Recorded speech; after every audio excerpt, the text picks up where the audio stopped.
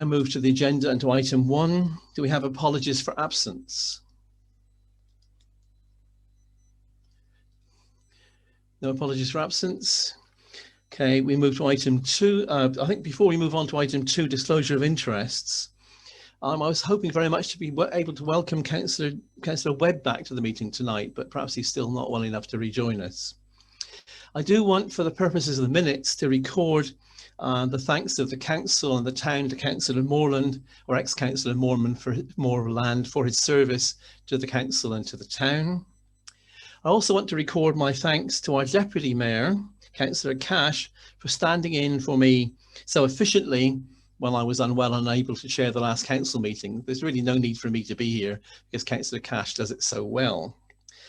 But we now move on. Item 2, disclosure of any interest, to deal with any disclosure by members of any disclosable pecuniary interests and interests other than pecuniary interests as defined under the Seaford Town Council Code of Conduct and the Localism Act 2011 in matters relating to this agenda. Are there any interests to be disclosed? Don't see anybody signalling for that. Item 3 is public participation. Looking at the Councillor Webb. You just missed me. Right, Councillor Webb, I've just said how much I was looking forward to you being able to rejoin us, and you rejoined us just after I said it, but I've said it again, so we are pleased to have you back with us. Welcome. I see, I think, one member of the public in the public gallery. Is that correct, Georgia? Yeah, we've got 2 members. So there's Keith Blackburn and Stephen as well. Okay, so we're now at item 3 to deal with any questions or brief representations from members of the public in accordance with relevant legislation and Seaford Town Council policy. And if you want to participate, would you please identify the agenda item you wish to speak about? Does anyone wish, if you raise a hand, to show me you wish to speak?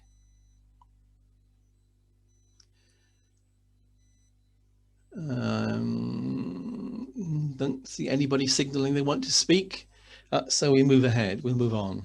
Item 4, minutes, and as we've done in previous meetings, I think it's good for the chair of the various of the committees to actually propose the minutes to be approved. So 4.1, community services, and Councillor Dunn.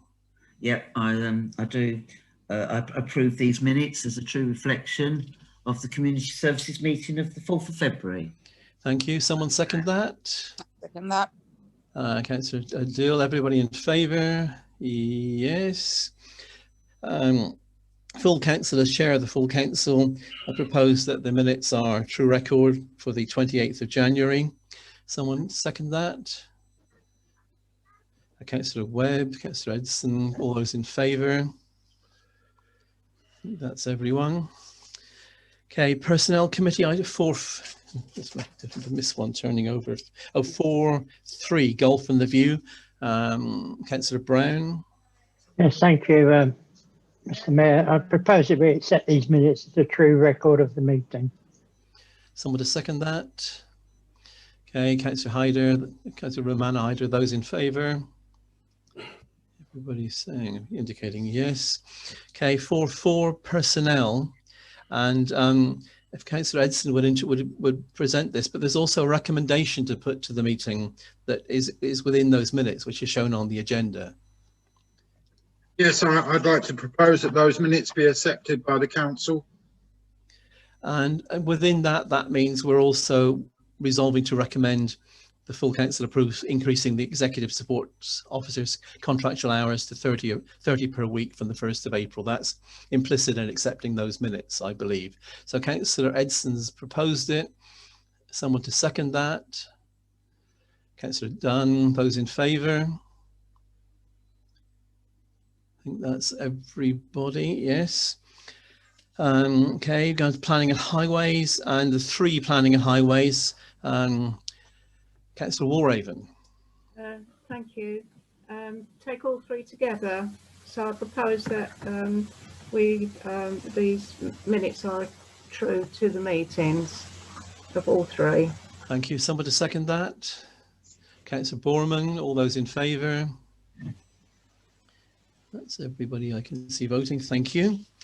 That moves us to item 5. Now, given that we've got a long agenda tonight, I propose not to say much about the Mayor's update report other than it's there and it's in writing, and to say that one thing I thought was not possible, which would be to hold a physical fundraising event before the end of the year, might actually be possible in having a stall at an upcoming car boot. But I think that's all I'd want to say about the Mayor's report. Unless someone has a question about it, I'm proposing to move on. Anyone got a question? No, let's move on. Do we have a young mayor's update report? No, nothing from the young mayor. Perhaps there'll be something in writing later on. Okay, let's move to item 6 and the council working group reports. Now this moves us on to page 8 of our agenda pack. And just a note of caution as we go through this meeting, there were 2 bundles of papers, so we have to watch the agenda to see which report you need. And I think there's at least two page 21s in this. So I'll read the page numbers, but if you've got a different page number to mine, we may be in a different report. But for now, we have the climate change report. The working group report, the climate change working group report. And is this presented, Georgia, by you or by Councillor Meek? Chair, it'll be Councillor Meek presenting this. Councillor Meek. Councillor Meek, it's in your hands. Hello. Thank you, Chair. Yes, councillors, we've this is an updating report in the first instance about the Climate Action Day that we asked you to accept last time, which you did. And we were just wanting to fix on the 1st of August, which we had a meeting yesterday with Tony Jackson and with Sharon about the feasibility and health and safety aspects of this. But it also raised the question of whether we could actually use the salts. And I've just heard back from Sharon today that actually it's a bit of a problematic situation because the cricket have a fixture on that day. So we may be able to use part of the salts, but we may also be able to use the Martello East field. In principle, we still would like to do it, I think, on the 1st of August. But I guess what I would hope is that if another date was better, that you would still sanction that at this meeting, that it would be set as a precedent that we could have it on some day in August, a weekend day in August, perhaps, when a location was available. Is that a good way to take this forward? Yes, I think that would just mean that the recommendation 2.1 could then read that the Climate Action Day be scheduled for Sunday, 1st of August, or another suitable date. Then you've got flexibility. If councillors are happy to vote for that, I would be pleased. But we will investigate the Martello East field. We just felt that it would be unfortunate to have it there because it's rather out of the town. It would be nice to have held it in the salts in the centre of the town, so to speak. But we rather felt that if there was a cricket match going on at the same time all day, and there was a Climate Action Day going on another part of the salts, it doesn't have such a kind of prestigious focus, and also it's rather compromises how many stalls you could have, and so I think we'll have to just work with a steering group on trying to find either a suitable location on the 1st or look for another location at another time, if that's okay with councillors. The other 2 items are self-explanatory. I think we've touched on them before about accountability, and I would just ask that we can make steps to do those investigations and take those actions. and make it part of Seaford Town Council's legislative duties to make sure that any projects and going forward works and business that we enact are sustainable and accountable environmentally as they are financially. We look at that aspect as well as the financial aspect on everything that we consider. Okay, thank you.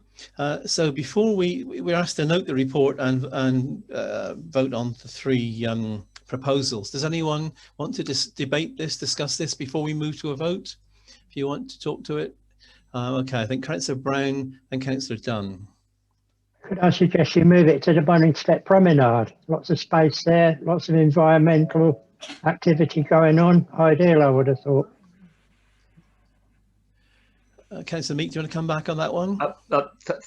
Thank you, Councillor Brown. Do you know what? I mean, I only read this report from Sharon just this afternoon, and I was casting in my mind, and I thought actually that might be a very good way to do it. But we just need to get protocols from Tony Jackson and people about whether we can, you know, hive off part of that Bonningstead promenade.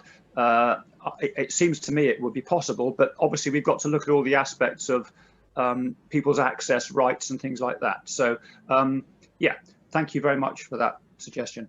I think it's convenient that the report doesn't specify a venue, so that allows you some flexibility. Councillor Dunn? Yeah, I just was checking if there's three proposals. Can we have the proposals read out so we know exactly what we're voting on? Yep. Thank you. We'll do that. Councillor Honeyman, both Councillors Honeyman. Councillor Olivia Honeyman, I saw her hand first. Thank you, Mr. Mayor.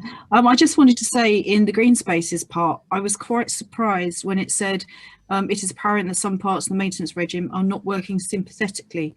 I was quite surprised that some of the plants were being pruned at the wrong time of year in the first place, and that wasn't in some sort of management programme right from the beginning about when plants should be pruned. So I just wanted to raise that. Yeah, point recognised. Councillor Richard Honeyman. Hi there. Thank you, Mr. Mayor. I think the Sunday the 1st, obviously of August, that could be a relatively quiet day. But I mean, as you've done various risk assessments for Christmas Magic in the Crouch, if it was like a Saturday, you may find the Crouch might be more acceptable to try out an event there. But it depends on what sort of audience you're trying to attract. So there's all sorts of issues there. But it's just an idea, and Councillor Meek. That's all. Thank you. Anyone else? No, so we've had a suggestion that we take these. We note the report by take these proposals one at a time. So the so 2.1 that the Climate Action Day be scheduled for Sunday, the 1st of August. Now with the slight amendment or another suitable date. So that the Climate Change Action Day be scheduled for Sunday, 1st of August or another suitable date. Someone, Councillor Meek, would you want to propose that as a revision? Councillor Meek and Councillor Brown, you were seconding that, or? Yeah, okay, proposed and seconded. Those in favour, please show. Just want to get through the screen, I think. I can't. One of the issues about this, Councillor Nazish is voting in favour. I think Councillor Cash, you could perhaps use the hand icon, but I think it's carried fully. It's probably unanimous, but certainly, yes, that's the technology coming into use. Right, good. Right, the 2.2, that officers in consultation with local experts review the current grounds maintenance contracts to ensure they reflect environmental and biodiversity goals, and there is informed management of plants on STC holdings. So Councillor Meek, would you want to propose that? Yes, please. Thank you. Someone to second that? Councillor Edson, those in favour? Just a little work my way around the screen. Yes, that's everybody in favour. And 2.3, that STC develop an environmental impact and sustainability document such that these criteria are assessed in all project and management decisions, as happens for financial implications. This could form part of the strategic objectives development and be enshrined in it. Councillor Meek, do you want to propose that? Yes, please. Thank you. Someone of those things, someone to second that? I see a hand. Councillor Dunn. Those in favour? I think that's everybody. Yes, I think if Councillor Cash's yellow hand comes up, it'll be unanimous. Okay, so that's definitely carried. So now we move on to item 7, which is the district and town and councillor update report. Do any or either of our district or county councillors want to say anything at this point? Councillor Borman. Yeah, thank you, Chair. The only thing really is the recycling rates in the district have been dropping over the last year. So from today, the district council issuing a fortnightly bulletin to those registered on whether it's garden waste, waste and recycling, parks, on their online. They'll be sent a fortnightly bulletin with tips on how to recycle better, so we can start to improve our recycling rates again. Yes, worthwhile goal. Anyone else? No. Okay, thank you. We'll move on. Now we're onto page 10 and item 8, which is the Town Clerk's update report.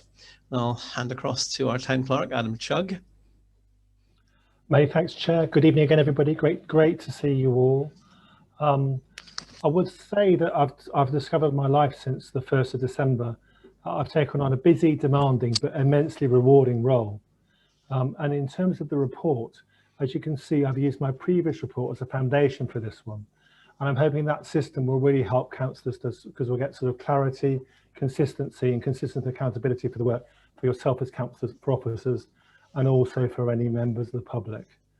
I'll just briefly go through some of the main parts of the report now, just so that again there's clarity. So you can see again, so as you can see from the structure, the key work that was already underway, and there's an update in each case in red for how these bits of work are taken forward. Grounds maintenance actually just came up. We've done some initial scoping out of this work, and I'm very grateful to the projects officer and the project facilities manager for their help with that. As you know from the agenda as well, we're very busy with toilets and tennis courts right at the moment, but we will be doing this review to make sure that the findings are in time for the next budget setting round later in the year, and also note the points that we made tonight about you know, what the content of those contracts are in terms of what actions are taken by grounds maintenance teams. Herdis House lease, we're getting the evaluations through. We need to be able to amend that lease, and that action has been taken forward. Budget was passed in January. I'm very grateful to RFO and her team for the work to make that possible. And also I'm grateful to colleagues for their work around publicity and messaging around the budgeting precept. I know you'll have noticed there was an article in Sussex Express about the council's prudence, and so far we think the right messages are going through, and leaflets have been hitting the doormats, and I think they look great. So I say really good work on the messaging there. Staycation is on the agenda this evening, so we'll be covering that later. And Golf Pro review, grateful to the executive support officer here. We made a good start with there, already concluded the first part of that review, and the second part will start shortly and report to Golf and next Golf and the View committee meeting. You'll be aware with the COVID regulations, and again we'll cover some of that during the agenda this evening. And we have Martello toilets on the agenda tonight. Strategic objectives, just to say that we are going to start that work quite soon, so I'm very conscious that the strategic objectives are 5 years old and therefore clearly need updating and refreshing. What we're doing is we're waiting until the by-elections taking place in May, and we have the new complement of councillors, and then later in May I'll begin a process with councillors to begin the refreshing of the strategic objectives. In terms of climate emergency, Councillor Meek's just been talking about the climate day, and also I think that it's worth highlighting the work of the golf course staff around we are signatories to what's called Operating Pollinator, and I think they're doing exemplary work there. It's fantastic to see the wildflower reseeding going on in parts of the golf course, grounds maintenance there that's sympathetic to a broad and diverse range of ecology and wildlife. So that's part of the work that said. I think that we should recognise that there is important work already taking place around climate emergency, as there should be, by the Town Council, but clearly the Climate Change Working Group is looking to see how we can go further. Staycation, as I say, is a priority and it's on the agenda tonight. And we've also got updated finance regulations risk register on the agenda this evening as well. COVID, I've given you a summary of our preparations given the roadmap the government came out with a few weeks ago. The golf course is on schedule to reopen on the 29th of March, and the team have done a brilliant job to maintain the golf course in fantastic condition. So it's in a really good position to start well on that date. The Golf Review Committee have delegated to the relevant officers and councillors the decision to determine the reopening date for the review. The necessary reports are now being written, and we expect to make that decision next week on a reopening date for the view. Again, the finance team and other officers have done a brilliant job making sure we're claiming all the funds that we can. We're working very hard to make, we've obviously done all we can to make sure work is going on consistent with the COVID guidelines, including regular liaison with our concessions, and also working with, and also good partnership working with the police to make sure we're all ready for if there were any further actions we need to be taken. And just to say as well that working from home remains the norm, in case councillors were asking. The roadmap is very clear that there'll be further government guidance to follow about when working from home will not be the norm anymore. But at the moment it remains the norm, and so council staff are working on that basis. I am the proper officer, as point F says. Point G is to say work is also beginning to get underway around the Section 106 around Newlands. Obviously that's a long-term piece of work, but it's important for council to understand it is on the radar, and I would expect to report more over the months ahead. The HR review, again, I'm working with the Executive Support Officer for the most appropriate date to begin the next phase of that.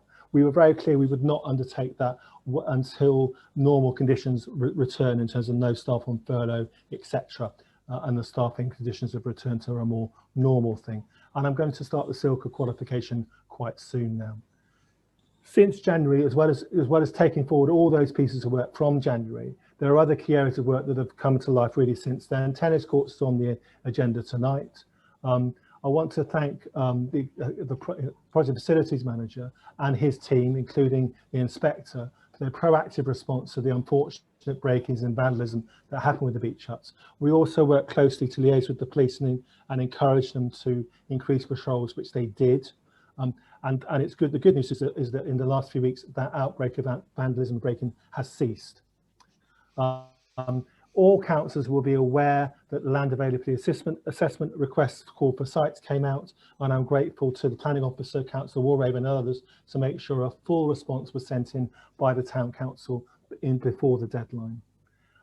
Just to say on the assets working group, I know that was asked about at the last council meeting. There have been no meetings of that group since January, and so there's no report to this meeting, but there is a plan for a meeting soon, and I would expect a report from that group to the next full council meeting.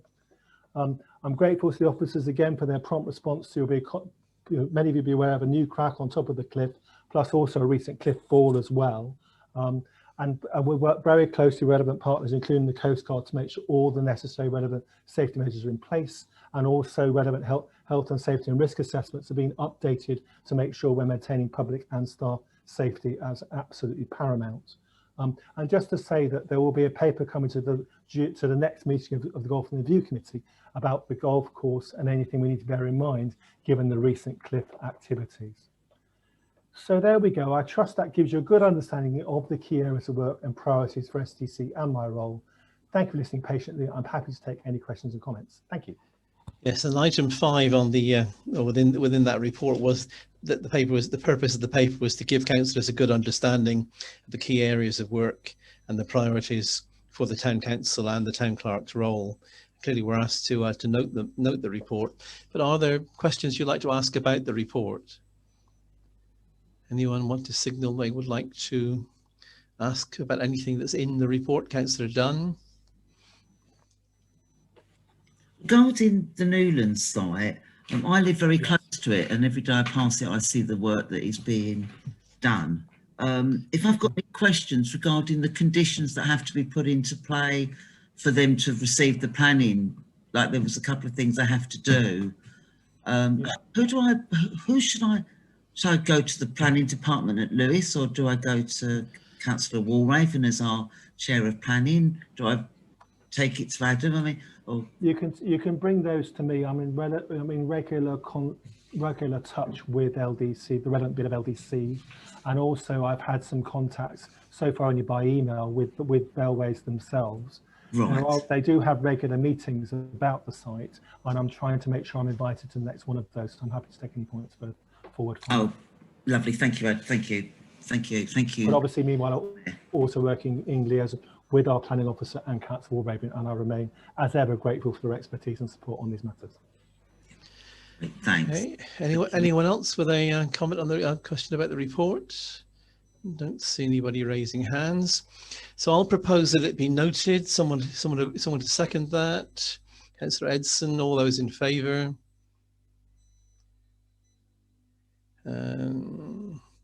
All those who are on video, yes. All those, yes. I think everybody is a significant majority of those voting in favour. That's noted.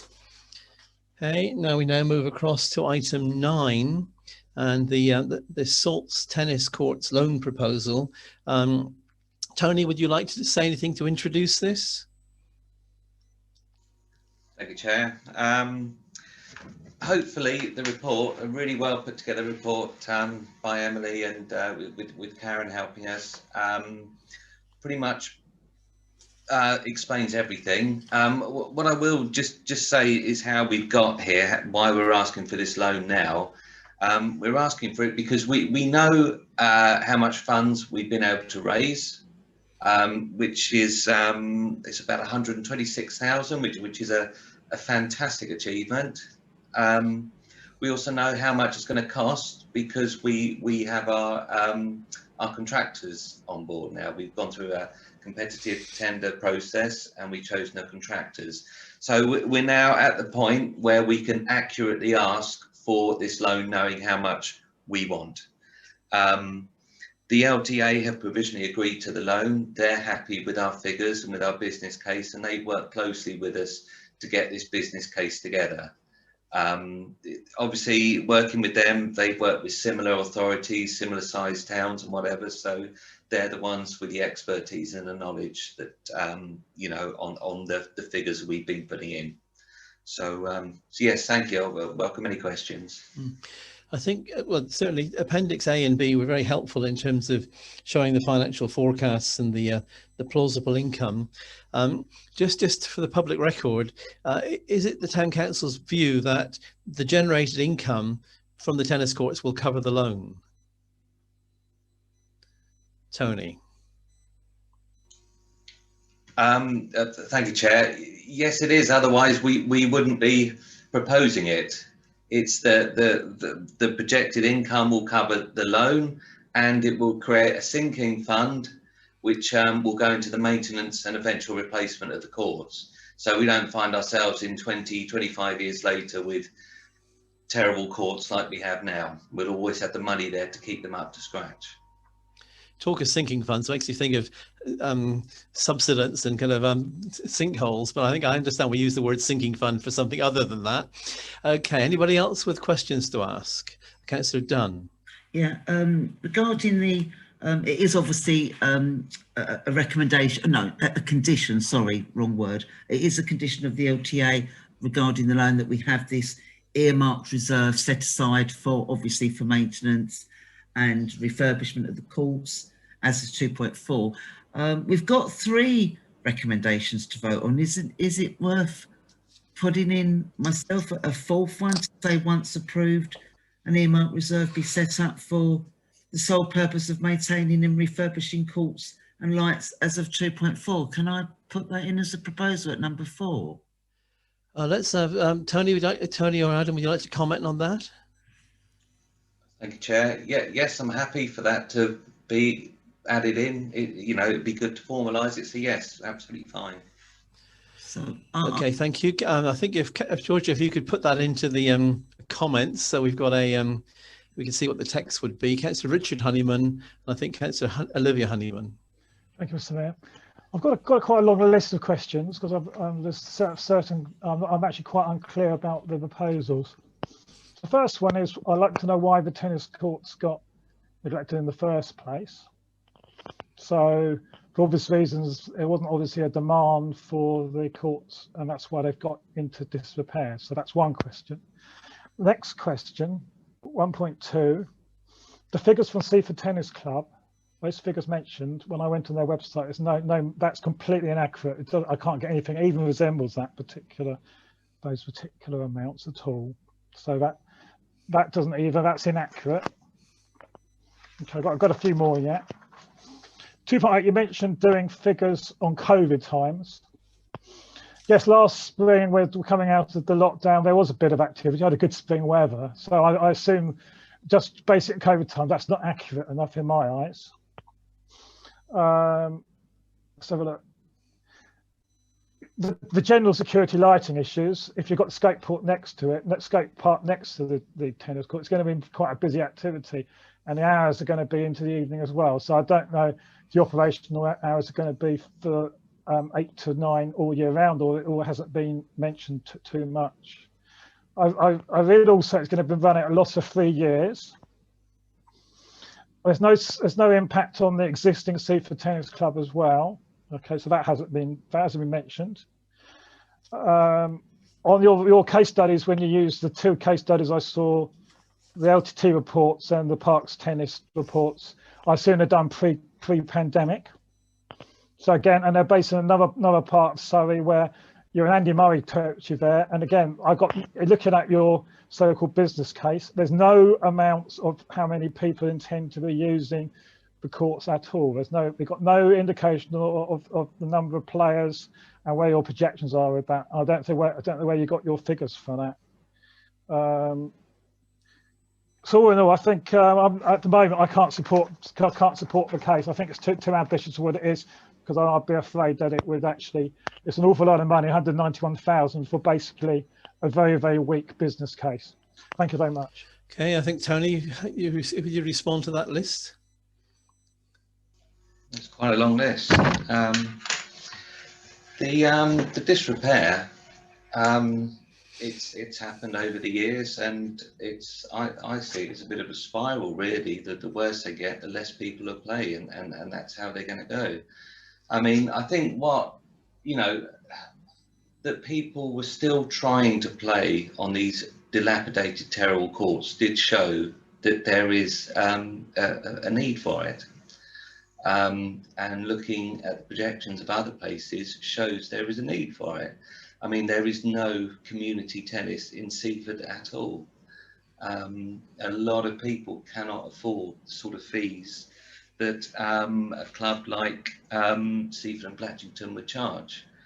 I've had a look at the membership actually, and it is a bit different. It's actually a lot more expensive actually than what we put on here, which kind of reinforces the case for community tennis courts more than anything else, really. Your other points. Sorry, you were concerned about how late the tennis courts will be played. We're looking to have those there until 9 o'clock, and then the lights go out. So that's in line with many other tennis courts. With regard to backing up the numbers, we do have more information that backs up the numbers that we work with the LTA at, which we're happy with, and in time, I'm happy to share those with you. We were a little bit concerned about bombarding everybody with just too much information, but yeah, we can give you those figures. With regard to COVID and people coming out, it's if it's anything like the golf course, when we came out of these lockdowns, people just wanted to get out and they wanted to play sports, and golf and tennis were the main ones really that people can play safely. Really, there's no contact or anything, and they're probably one of the most unaffected sports really. I'm hoping I've covered just about all the points there. Happy to take more, and I might bring Emily in as well on some of them. Okay, I've seen Councillor Honeyman asking to speak again, but does anybody else want to speak first before Councillor Olivia Honeyman? Thank you. Obviously, Richard said a lot of the concerns that we've been raising up. Realise not being on some committees means that you're not aware of all the history of how we've got to this decision. So I've been doing quite a lot of background research on the community services agendas just to see where this process was all started off, so I could get more of an understanding on this. I did look on I think it's the timing of being asked about a £65,000 loan, because of obviously money is very tight and in this current pandemic. And I think if the pandemic wasn't going on at all, I probably wouldn't even have thought about or worrying about taking out another loan at this stage. But it's just this extra money. I'm just quite concerned about it. Yeah, and Rich has brought up a lot of the points, so I don't want to reiterate a lot of the points. And I know we've been emailing backwards and forwards with the officers this week. And thank you very much to the officers for giving us answers to our questions that we've been raising. So I'd like to say thank you very much for doing that. But yeah, I am concerned about this size loan with everything going on at the moment, and whether we should really try and focus on getting these Martello toilets done and get them finished, because they've been going on a long time and still haven't been completed. It will be good to sort of finish things off before we start something else. So yeah, I totally understand we need to be related to outdoor sports. Tennis obviously is a good outdoor sports. It's just I'm concerning about this loan at this current time. Thank you. Okay, thank you. I'll go to Councillor Honeyman now, then I think to Adam as our town clerk for a comment on this. And I think also Karen looking to speak. Councillor Honeyman. Thank you very much again. Yes, so it was. I don't think Tony Jackson. He just comparing it to another part of the another part of the southeast as opposed to similar towns along the coast. He didn't really do too much comparison on that. I'm actually quite disappointed we haven't seen the figures, because trying to spend up this sort of money, basically £200,000, part met, part not, there's an awful lot of money. And if people are not going to turn up when we're in a pandemic at the moment, we don't know if we're going further pandemics. We don't know if we're going to be moving into a major recession. To me, it's not a very good business case when we're going to have to pay, as far as I can see, a service what £12,000, £13,000, £14,000 a year for the next 10 years. So that's how I see it. That's the loan plus the cost of the actual upkeep, and that doesn't really count any staff costs on the ground either. So at the moment, I can't actually support it. Thank you very much. Okay, thank you. I think Adam or Karen, who wants to go first? I think I'd let the RFO go first. Okay, Karen, you're nominated. I just wanted to say, if it just to give you my opinion, if it reassured you in any way, Councillor Honeyman, over the money side of it. Basically, for next year, we've budgeted the amount, and that was agreed by council. So we've budgeted the amount for the loan, and we've budgeted for the sinking fund. There is a chance, depending on how early the courts got done, that that might not all be needed. And absolutely certainly it looks like, even if we agreed tonight, that because of the delays because of COVID and the delays in getting borrowing approval, and this all relies on borrowing approval, it could take a few months. So it's likely to be that we wouldn't spend all of that in the first year anyway. It's likely to be that we'd only make one of the loan payments. The loan payments are the maximum £6,500 a year. Can always be covered by precept. It's a very small amount when you consider our overall budget for what it will bring to the town, when you consider how much we've actually managed to get in sponsorship and grants for this project. And if we just leave it as it is, then you've got some derelict tennis courts in the middle of the town. I'm not worried about the money personally. It's an interest-free loan. The LTA are desperate to get more and more people to come and play tennis and get better facilities for people to play tennis. They've been very helpful and supportive. They've said to us, if we close for 6 months due to COVID, they'll give us a loan holiday. It's not a question. You know, they're really backing us, and they're really behind us wanting to do it. So from my perspective, I'm not worried about the finances, and that's just what I wanted to impart. Okay, thank you. Adam?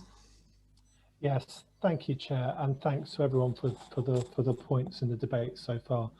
I want to thank, first of all, thank Tony and Emily for all their work here, because a tremendous amount of work has gone in, and especially over recent months, where I think as officers we were really mindful of the dilemmas councillors may face at this point.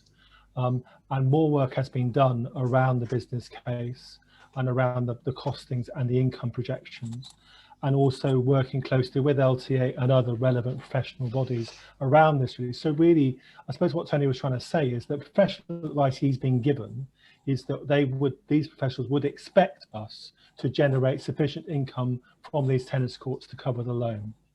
That's not to say the same thing as saying there are any certainties in this world, because there are not. And so we cannot know for sure that we will generate sufficient income, but the advice we are being given is that we will generate sufficient income. I think that's the, I want to be as honest as I can with councillors. I totally understand why there needs to be some thinking about such a decision, especially at this time. I understand that any reluctance around taking on any further loans, and you know, I really hear those concerns. But I would, you know, also say, as you've heard from the RFO is, as Karen said, what she said. So she showed what her, you know, obviously she's our financial expert, if you like. And at the same time, I do think a lot of work has been done over a long period of time on this to get us to this point. So I really understand the concerns, and I sympathise with the councillors about any difficulties around this decision. But I think a lot of work has been done to hopefully enable a decision to be possible this evening. Thank you. Okay, thank you. I propose to move to a vote fairly soon. We've had two proposals during the discussion. One was that a fourth recommendation be added about creating a sinking fund. So we just need to see some text for that. And the other is we take the four recommendations one by one. So if you look at the chat box, you'll now see text for a 2.4. So can everybody see that text, that chat box? It's proposal as 2.4. It's proposed that once the loan is approved, an earmark reserve be set up for the sole purpose of maintaining and refurbishment of the courts and lights. So Councillor Dunn, is that what you're intending? And I think Tony's already said that's acceptable. So I think we don't need to think about an amendment. If that's simply, we can adapt the resolution because it's acceptable from the beginning. So let's move to the vote. Councillor Honeyman? Can I have a recorded vote in every piece, please, Chair? Thank you. You want a recorded vote, not a roll call, recorded vote? Yep. Okay, does that need to be seconded, or is that simply acceptable? Georgia? Yeah, that's acceptable. Just one councillor has to request that. Okay, we go for a recorded vote. We're going to go through these four one by one. Everybody on side for that? Good. So recommendations. The first one, the council is recommended to note the contents of the report and the details of the tennis court development at the Salts. Someone propose that? Councillor Brown, someone second that? Councillor Edson. We put that to the vote. So we do this by roll call and record it. Is that the way it works? Okay, so George, is that you reading the list? Just going to double check with our town clerk here whether he would like to do that or whether you want me to go through. I'm happy for you to do it, George, if you're all right doing it. Thank you, Adam. That was the kind of do fish swim question, wasn't it? It certainly was. Yeah, so just to confirm then, if you could just say for, against or abstain when I call out your name, and I'll go through in alphabetical order. So Councillor Adil. So just to make it clear, we're going through the four parts of the proposal one by one. So you're voting for the number just to one note now. At the moment. Yeah. So it's just to note at the moment. Yeah, I'm for to note it. Yeah. Councillor Argent. Councillor Brown. For. Councillor Borman. For. Councillor Cash. For. Councillor Dunn. For. Councillor Edson. For. Councillor Everton. For. Councillor Ali Hayder. For. Councillor Rathnuma Hayder. For. Councillor Olivia Honeyman. For. Councillor Richard Honeyman. For. Councillor Lord. For. Councillor Meek. For. Councillor Reid. For. Councillor Walraven. For. And Councillor Webb. For. Okay, thank you. That's clearly carried. We now go to number 2, to delegate power to the town clerk in consultation with the responsible financial officer to apply to the Secretary of State for borrowing approval for 65,000. So this is a recorded vote again. So again, it's just for, against, or abstain, if you could. So Councillor Adil. It's getting difficult now. It's 4 for the moment, please. Councillor Argent. 4. Councillor Brown. 4. Councillor Borman. 4. Councillor Cash. 4. Councillor Dunn. 4. Thank you. Councillor Edson. 4. Councillor Everton. 4. Councillor Ali Haider. 4. Councillor Rathnuma Haider. 4. Councillor Olivia Honeyman. Abstain. Abstain, sorry. Thank you. Councillor Richard Honeyman. Against. Councillor Lord. 4. Councillor Meek. 4. Councillor Reid. 4. Councillor Walraven. 4. And Councillor Webb. 4. Thank you. Okay, thank you. That's carried by a significant majority. Now item 3 is to approve borrowing up to £65,000 and an interest-free loan over 10 years from the Lawn Tennis Association to part fund the development of the Salts Recreation Ground tennis courts. And we go again with a recorded vote. Okay, so again, for, against, or abstain, if you could just say that. So Councillor Adil.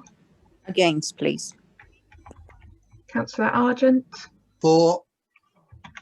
Councillor Brown. 4. Councillor Borman. 4. Councillor Cash. 4. Councillor Dunn. 4. Councillor Edson. 4. Councillor Everton. 4. Councillor Ali Haider. 4. Councillor Rathnuma Haider. 4. Councillor Olivia Honeyman. I'm going to go against. Councillor Rich. Timing. Councillor Richard Honeyman. Against. Councillor Lord. 4. Councillor Meek. 4. Councillor Reid. 4. Councillor Walraven. 4. And Councillor Webb. 4. Okay, thank you. That's carried a significant majority. Now we go to the new 2.4. It is proposed that once the loan is approved, an earmark reserve be set up for the sole purpose of maintaining and refurbishing, or for maintaining and refurbishment of the courts and lights. Someone propose that, please? Councillor Brown, someone to second that? Councillor Dunn. Okay. Okay, so for, against, or abstain, please. So Councillor Adil. Yeah, once it's all through, it has to be a 4. Okay, thank you. Councillor Argent. 4. Councillor Brown. 4. Councillor Borman. 4. Councillor Cash. 4. Thank you. Councillor Dunn. 4. Councillor Edson. 4. Councillor Everton. 4. Councillor Ali Haider. 4. Councillor Rathnuma Haider. 4. Councillor Olivia Honeyman. Abstain. Councillor Richard Honeyman. 4. Councillor Lord. 4. Councillor Meek. 4. Councillor Reid. 4. Councillor Walraven. 4. And finally, Councillor Webb. 4. Right, thank you, everyone. That was carried by a big majority as well. So thank you for patiently going through that and for careful discussion of it. So that concludes agenda item 9.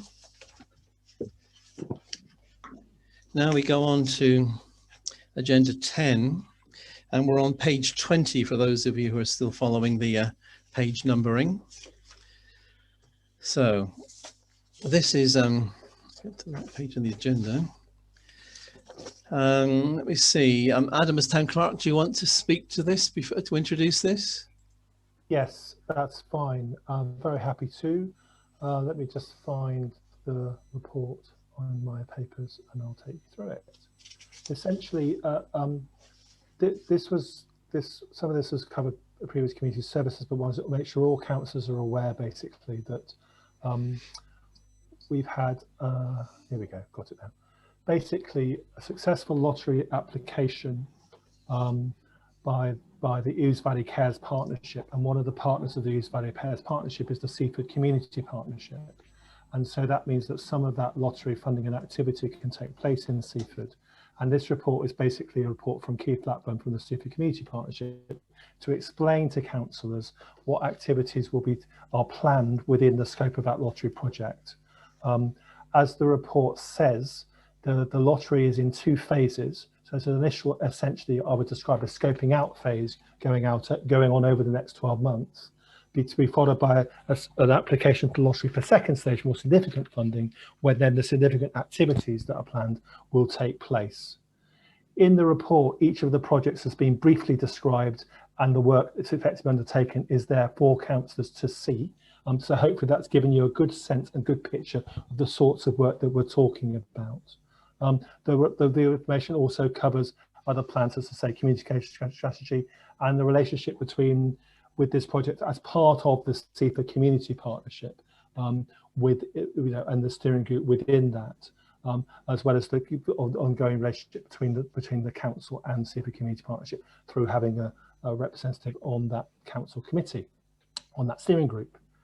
And just to say, probably the final key point to make is that some of these activities, future activities, if the lottery funding for both phases is achieved, there will be stuff happening, if you like, or things taking place on land that's owned by Seaford Town Council. So as this report makes clear, there is likely to be a subsequent council meeting where the necessary permissions for any activities on land owned by the council will take place. It's not needed at this stage of the project. At this stage, it's just to make sure councillors are aware of the project and the details and what will be happening across the town. But moving forward, there will come a point where we will be asked to give our permission for some of the activities where they're taking place on council land, and that will be later in this year. And I hope the report that makes that clear. So I hope the report's achieving its purpose to give councillors an idea of what is going on, and then what we'll be asked to do at a later date on a more formal level. Happy to take any questions. Okay, thank you. So if there are questions for this, we will simply be asked to note the report, but also as context to say we're pleased that Councillor Richard Honeyman is the external body representative to the Seaford Community Partnership. So we have a councillor there at their steering group level. Questions? I saw a hand. Councillor Edson, Councillor Dunn. Thank you, Mayor. I see on paragraph 2, setting up of friends for each local green space. Does this include any areas that may be owned by LDC? That's a question to the town clerk. Yeah. The answer is yes. Oh, good. Thank you. That was it. Yeah. Yeah, I mean the particular spaces are obviously listed within the report. The main thing I was concerned about, obviously, at this stage was any of those spaces that are owned by Seaford Town Council, to make sure that there's, the left hand knows what the right hand's doing, to coin a phrase. But I'm very happy to obviously go back and check to see any ownership implications to any of the other Friends of Green Spaces activities, and we'll come back to councillors about that. So thank you. Yeah. Sorry. If I could just add to that, Mayor. Obviously, where I live in Rookery Way, that piece of green there is not listed. I just wondered if we could find out a bit about that. Yeah, I'm happy to take that away. I mean, let's say the particular green spaces within the lottery bid are the ones that are listed in the report. Okay, thank you, Councillor Dunn, then Councillor Brown, and then Councillor Borman. Yes, thank you. Page 22, section 4, it reads, The Seaford projects are being steered by a steering group, which includes a Seaford Town Councillor and a Lewes District Councillor. I don't know, I've not heard anything about this steering group. It's never been brought to council. Could I know, or the council know, who is the Seaford Town Councillor that sits on this steering group, and how did this come about? How was it decided? How was it voted on? I didn't think we could just go around sitting on outside bodies without, you know, being involved with, you know, we work as a body corporate. So if I could... So, no, absolutely, Councillor Dunn. But I mean, I will, again, I'm happy to check this for councillors, but my understanding is that that refers to the steering group of the Seaford Community Partnership, which already has an outside body representative from Seaford Town Council upon it. But I'm getting a definitive answer to that for councillors, and obviously, no, we wouldn't have a representative without due process. Yeah, so yeah, that is Councillor Richard Honeyman that sits on that. Oh, okay, okay. So. Okay, thank you. Councillor Brown. Yes, thank you, Mr. Mayor. Some time ago, I think Mr. Blackburn approached several councillors to sit on some of these subcommittees. It was then put out that they were town councillors sitting on those subcommittees, and I understood that we were doing it in a more of a private manner. Could we suspend standing orders just frequently so that Keith Blackburn can reply to that? Just to say, sorry, Councillor Brown, I'll just jump in to say that matter's been raised with Seaford Community Partnership and has been resolved successfully. All parties agree that these individual councillors on those subgroups are not formal town council representatives as in accordance with our own policy on outside body representation. And Seaford Community Partnership have confirmed that that is the case. So going forward, I think that situation is resolved. Councillor Brown. That's what I understood the position to be. So thank you for clarifying that. Okay, thanks, Councillor. So, Councillor Brown, do you want to withdraw your proposal to suspend the standing orders to let Mr. Blackburn speak? Yes, I do. I've had an answer. There's no need to do that now. Okay, thank you. Anyone else want to speak on this? Councillor Borman. Sorry. Thank you, Mr. Mayor. I think that's great, the initiatives that are coming through that it's going to benefit the local community. One thing, though, that I would like noted is with Seaford Town Council's land, it's great planting trees and everything, but I do feel that we could be planting orchards in some of these areas.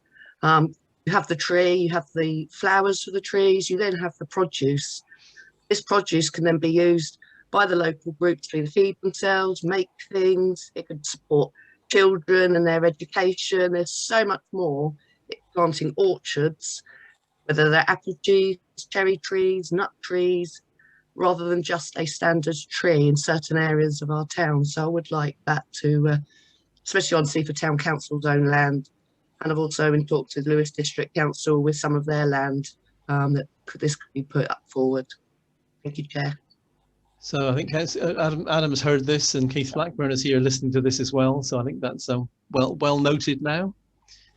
Councillor Borman, do you want this to be formalised, or is what you've said enough, given that it's been heard by the key players in this? I think it's been heard by the key players, and I'm sure Keith's very wise, and we'll take note of it. Okay, thank you. Any other councillor wants to speak on this? Councillor Meek. Thank you, Chair. I'd just like to express gratitude to Keith Blackburn and Charlie Grimble for an enormous amount of work that's going forward with this project. It's not, you know, it's engaging an awful lot of people. There are so many committees going on and Zoom meetings and progress being made in that way, and also engaging with wider small groups in the community. It is a huge amount of work. I just wanted it to be noted that we are well. I personally am grateful for this initiative that's going forward and the money that is going to be coming in. Thank you. Okay. Thank you. I think that's everybody. Yes, someone like to propose we note this. There's Councillor Borman. I think we'll have Councillor Edson seconding that. Then those in favour, we note the report. I think that's everyone I can see. I'm assuming Councillor Cash is going to be an orange hand coming up soon. Maybe. Anyway, it's carried by a significant majority, so thank you for that. Okay, now we're moving on to item 11. This is where we move into the other pack of papers. So we're now moving to another page 2, which is in the other pack. So item 11 is the Ooze Valley Nature Reserve. And Adam, would you like to say anything introducing this? Absolutely, very happy to do so. So this is one of the projects that we've just covered under the previous item on the agenda. But given its nature and scope, we've done a separate and additional information report again to make sure all councillors are clear about this project, what its plans are and what any implications might be for the town council. I'm grateful to the community partnership for sending on the necessary information. And so you've sort of summary of key points in the council report that we noted with an appendix of the original proposal paper from Seaford Community Partnership, setting out much greater detail around this project. I'll just quickly pick out a few points from the council report. So, but as I say, just by way of also introduction, this information was brought to the Community Services Committee and Charlie Grimble spoke to that committee from the Community Partnership at the last meeting.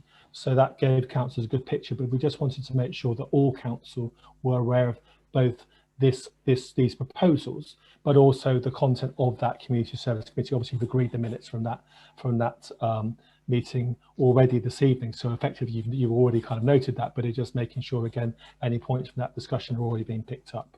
But in a nutshell, this is about proposals to see about potentially extending the size of the Ooze Valley Nature Reserve over time, and also taking any other necessary measures that would make it much easier and more for that space to be an environmentally ecological space, also helping with flood defence and other key matters such as that, and clearly see the space, the larger space, as envisaged for those purposes rather than perhaps for any others. The appendix really sets out the main reasons for wanting to do that and the main advantages such an approach would bring over time. This is relevant to the lottery proposals because they provide maybe perhaps a useful catalyst for some of this work, but also it's part of the aim of the lottery project is to invigorate and grow community activity around climate emergency and similar matters. And so part of the work of this part of the project will be to look to increase community engagement and community activity across the area. And that's how these pieces of work dovetailed. So you've got information there about why this making the reserve bigger might be a good idea, what the benefits are, and some ideas of the possible processes.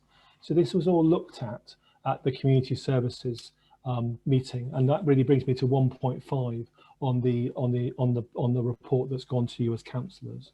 You'll see there that the committee raised an important point about land ownership within the Ooze Valley and what the plans would be for that going forward. And I think councillors will want to be keeping a good eye upon what potential land ownership proposals might be for the space going forward, because clearly Seaford Town Council are a key stakeholder in terms of the future of certainly some of the space within the envisaged larger nature reserve.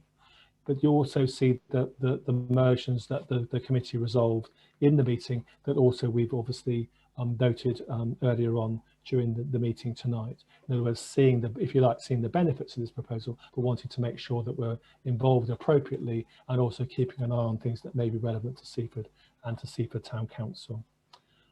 Following on from community services, any further there's been a bit of some more things happened since then, and so section 2 of the report takes you through the key parts of that. But I think in a nutshell what that tells you is that plans are moving forward, but in terms of the discussions with the current landowners about potential options for the future, those discussions won't be happening until after the May election, as this report now makes clear. So I hope I've been able to steer councillors reasonably successfully through this proposal and what the implications are, but also that's obviously contained in the detail of the papers that you are seeing this evening. I'm happy to take any questions that councillors may have. Thank you. Okay, can I just, while people are thinking of questions, just to say it's good to see in the report that our projects and facilities managers joining the project group. That gives us a good purchase there. And also to say that I've had representations from some councillors who would be seriously concerned if ownership of the council's land was passed to another party. So very willing to be part of it, but not to give over land ownership as part of that.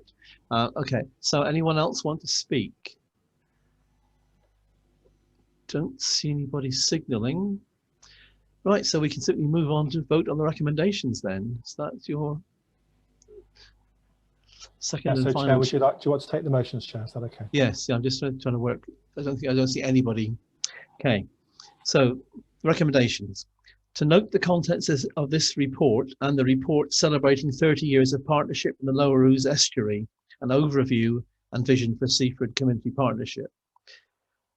And then to note the discussion of the report on the Community Services Committee and the comments and motions from this meeting. Do you want indication, were you willing to take the two recommendations together, or you want to take them separately? I'm getting people nodding for together. So we take these two together, yes? Nobody's saying anything else. That's okay. Someone like to propose these two are taken together? Okay. Right. So let's have someone propose the motion then. So this Borman, Councillor Borman proposing the motion. Somebody seconding that. I second that. Councillor Webb, and so you're voting for these two together. The recommendations both to be accepted. So all those in favour.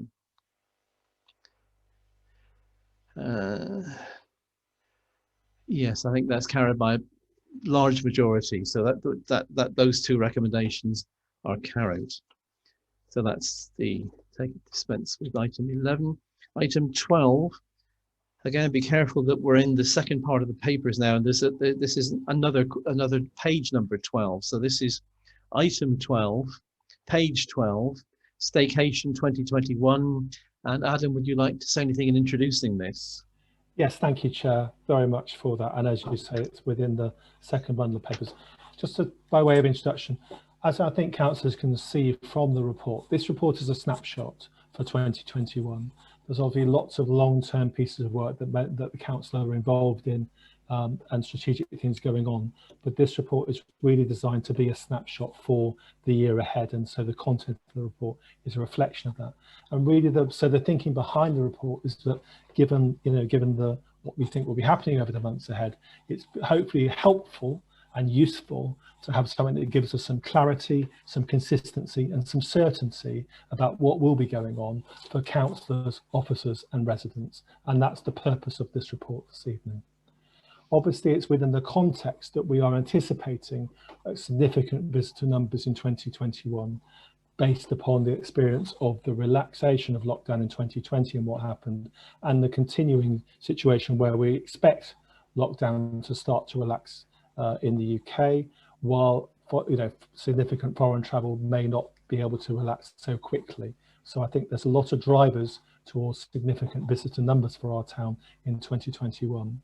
And to be clear as well, that therefore the work described in this report is not designed to increase visitor numbers, because we don't want or need to be doing that. It's not about encouraging more visitors, but it's about how can increased visitor numbers bring benefits to our town. And obviously as a town council, we should be playing a leading role in making that happen. And that's really what this report is about. So that's so the paper is structured as follows. I've done a context section to set the scene. I'm very grateful to the Executive Support Officer providing the contents for that. But I think it does helpfully set the scene and have the right matters and questions in our minds. Then the main body of the report is what the things that are, what is happening, how and when, if you like. And then at the end, there's an additional section on signage that I'll also go through for you now, because there's some additional motion to consider in relation to that signage information. So looking at the body of the report itself, as I've said, I've set the scene in the preamble and also in the context setting, and I'm going to say I'm grateful to support for that part of the paper and the exactly right questions we should be considering and thinking about what I might describe as Staycation 21. And then we come to part 3 of the report, which I could describe as confirmed plans. So there's some certainty about what's going on.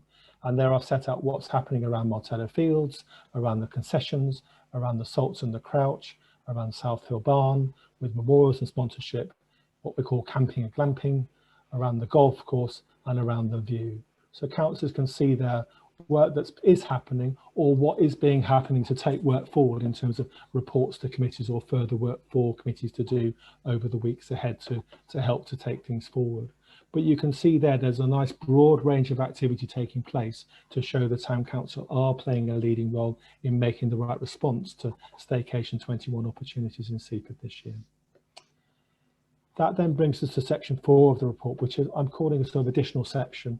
And really, with visitors around, signage is probably a good thing to be thinking about, clearly.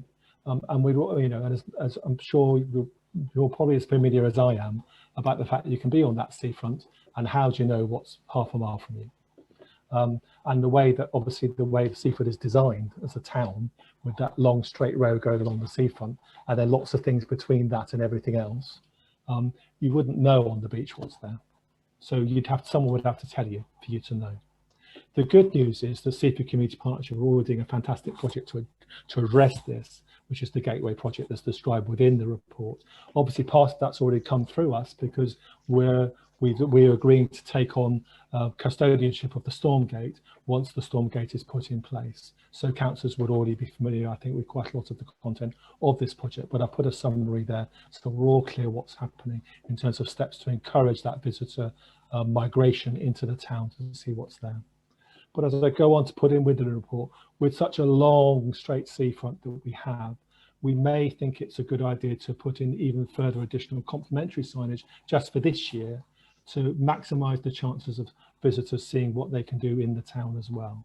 And this won't be sort of grey signs saying town centre, because that doesn't really tell people anything, and doesn't do anything to you know, encourage them to act or to move or to walk, if you like.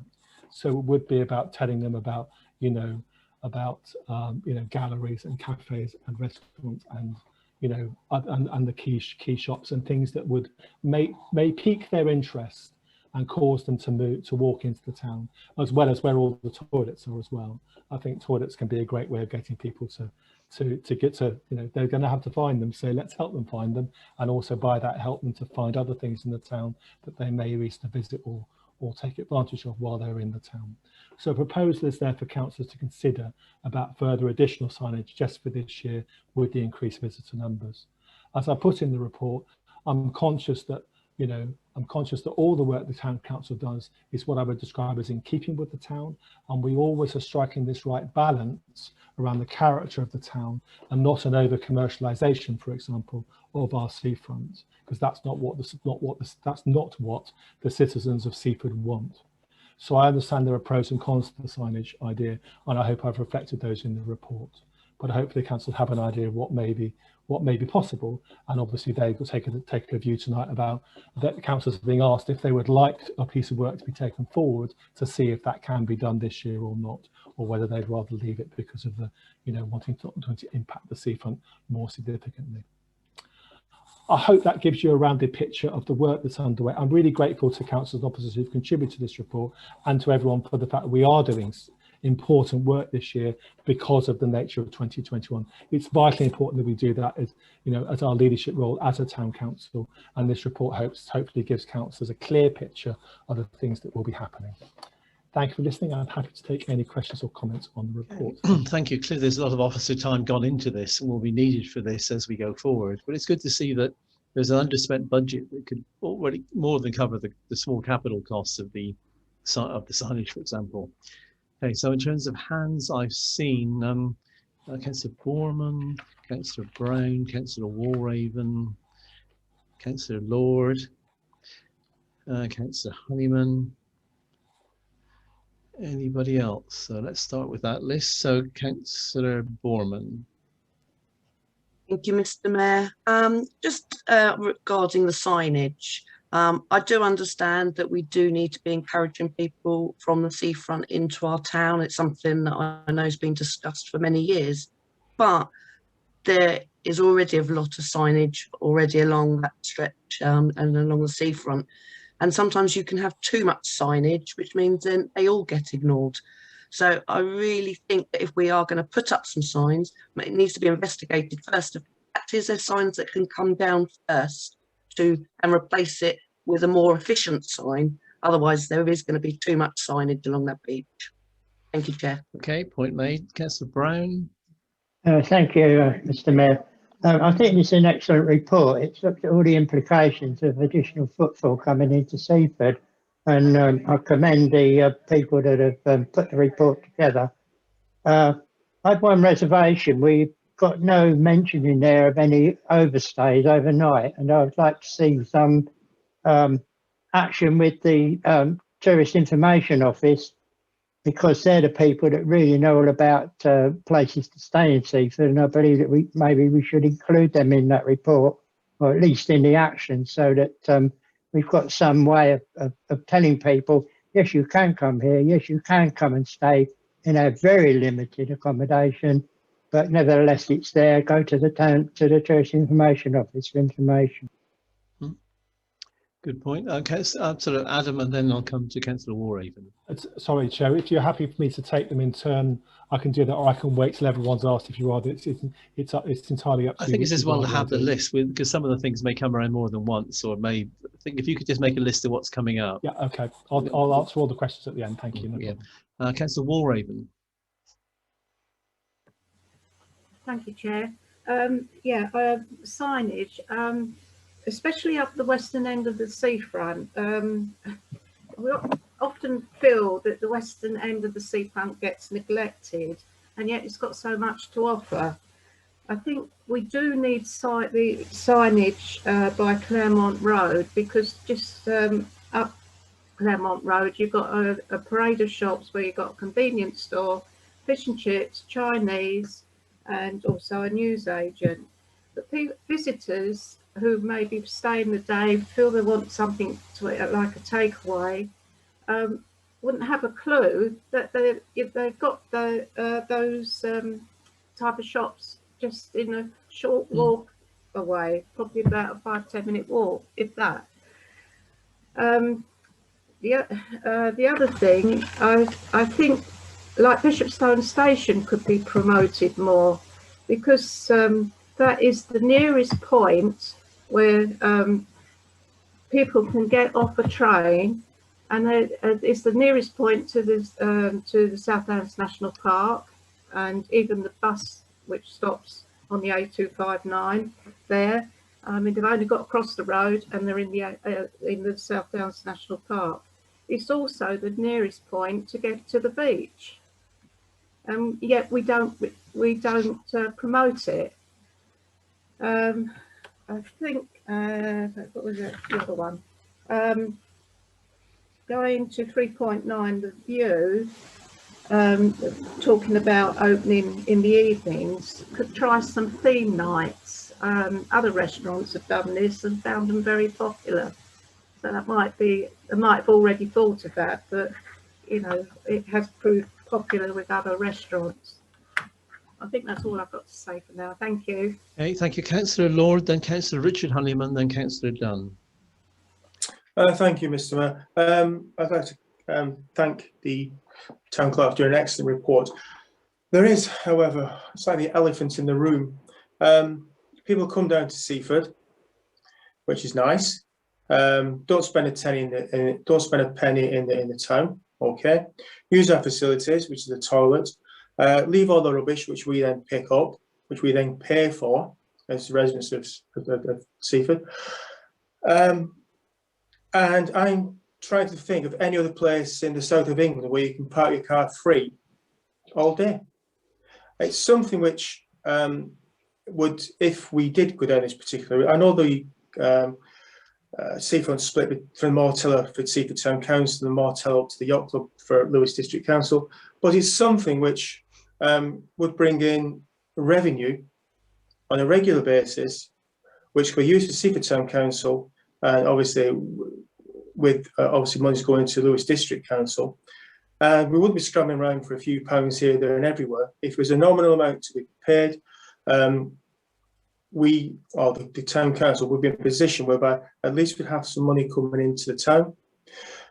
I meet a lot of residents in and around Seaford, particular ones we're living near the seafront, and in the mornings, God bless the cleaners, they've got a hell of a job to do.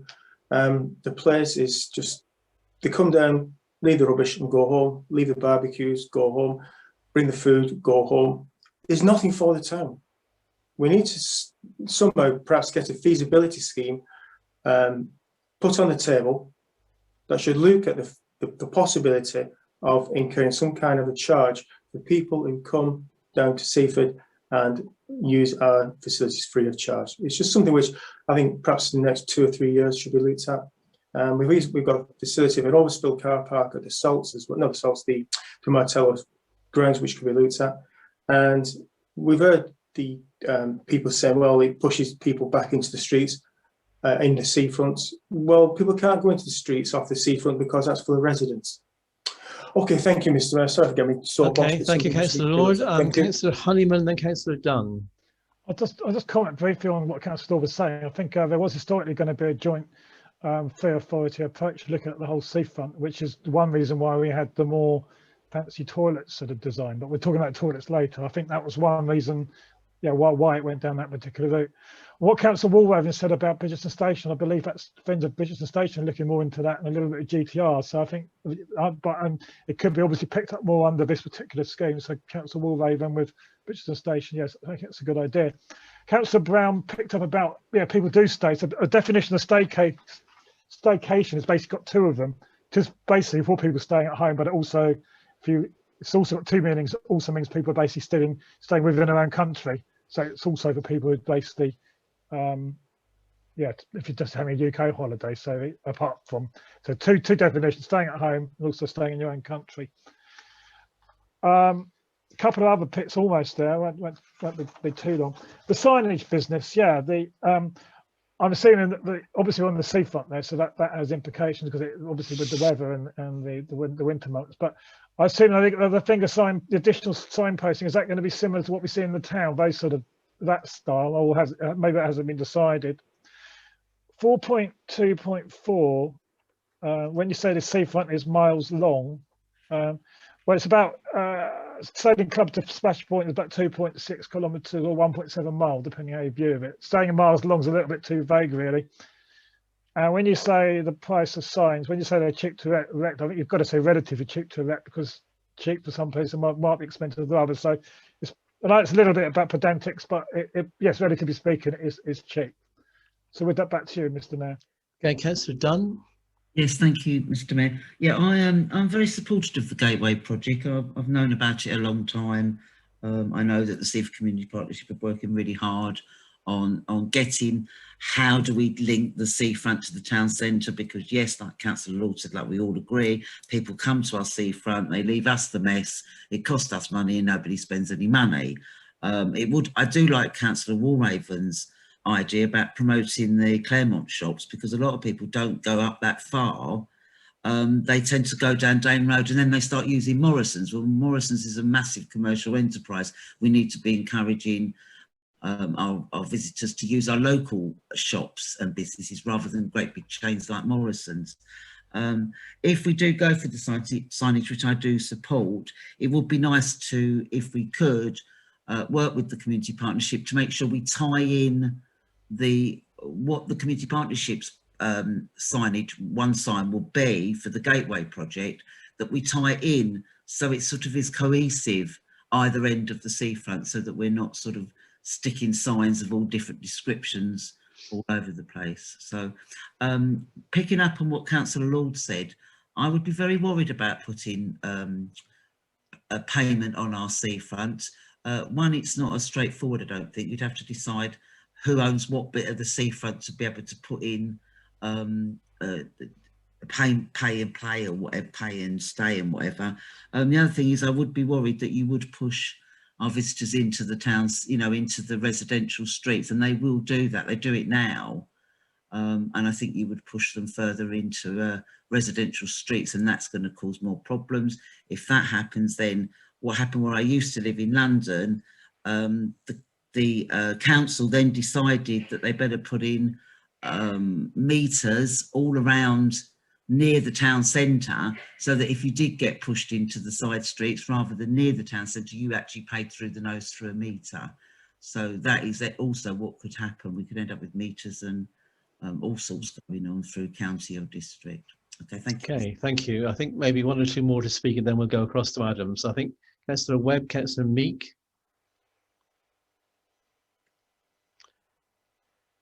Who do you want first? You. Yeah, just on the point of signage and Claremont Road shops, I'm a lot of footfall through my site, looking for local shops, and I direct them out of my site up towards Claremont Road, and it would benefit greatly if there was a sign from the seafront to Claremont Road just saying local shops, because people walking straight past it and they come back and say we couldn't find it, or well, I think it benefit the shops greatly if there was a sign there and I could say out the site along the seafront there's a sign there up to Claremont Road, and I think it'd increase the footfall through the shops up there and the people that I send up there on a regular basis. Okay, thank you. Councillor Meek. Thank you, Chair. I'd just like to, I was going to comment on a couple of things, but the Town Clerk has highlighted the fact that we don't want to commercialise the seafront. We want to retain the character, and that's what people prize about Seaford. So I would also hope that the concessions, the idea of increasing concessions, doesn't detract from getting people to come and use our town centre shops and facilities and cafes and things which are already there. I'm also concerned about parking on the Martello fields. This is to do with cars coming into the town, really, and against Councillor Lord's idea of people coming and just using the beach and then that's it, and we have to pick up the litter. I would really prefer to see cars kind of discouraged, or rather public transport promoted, and I echo Councillor Walraven's idea of promoting Bishopstone Station is a brilliant idea, but also promoting Seaford Station. I mean, promoting train travel as opposed to car travel. I don't know how one can do that in a kind of way that people are going to feel they're hugely benefiting from it, and it's better not to bring the car. But you can make car parking, you can penalise it, but then, as you say, you can drive people into residential streets. I'm not sure. I would just like it not to become a precedent that the Martellos are automatically used for overspill car parking as a matter of course. I think that's a dangerous precedent to set, and I would hate the Martellos to become just overspill car park from the seafront. Thank you, Chair. Okay, thank you. I'd like to move across to our Town Clerk now. You have a bit of a list to address. Thank you. No, got some great points there. Thank you. I'm going to take them in the order that they were said, because then I'll take it from the top of my list, if that's okay. Yep. Really welcome the thoughts from Councillor about this information, and it actually made me kick myself because I should have put something in the report. I'm so sorry.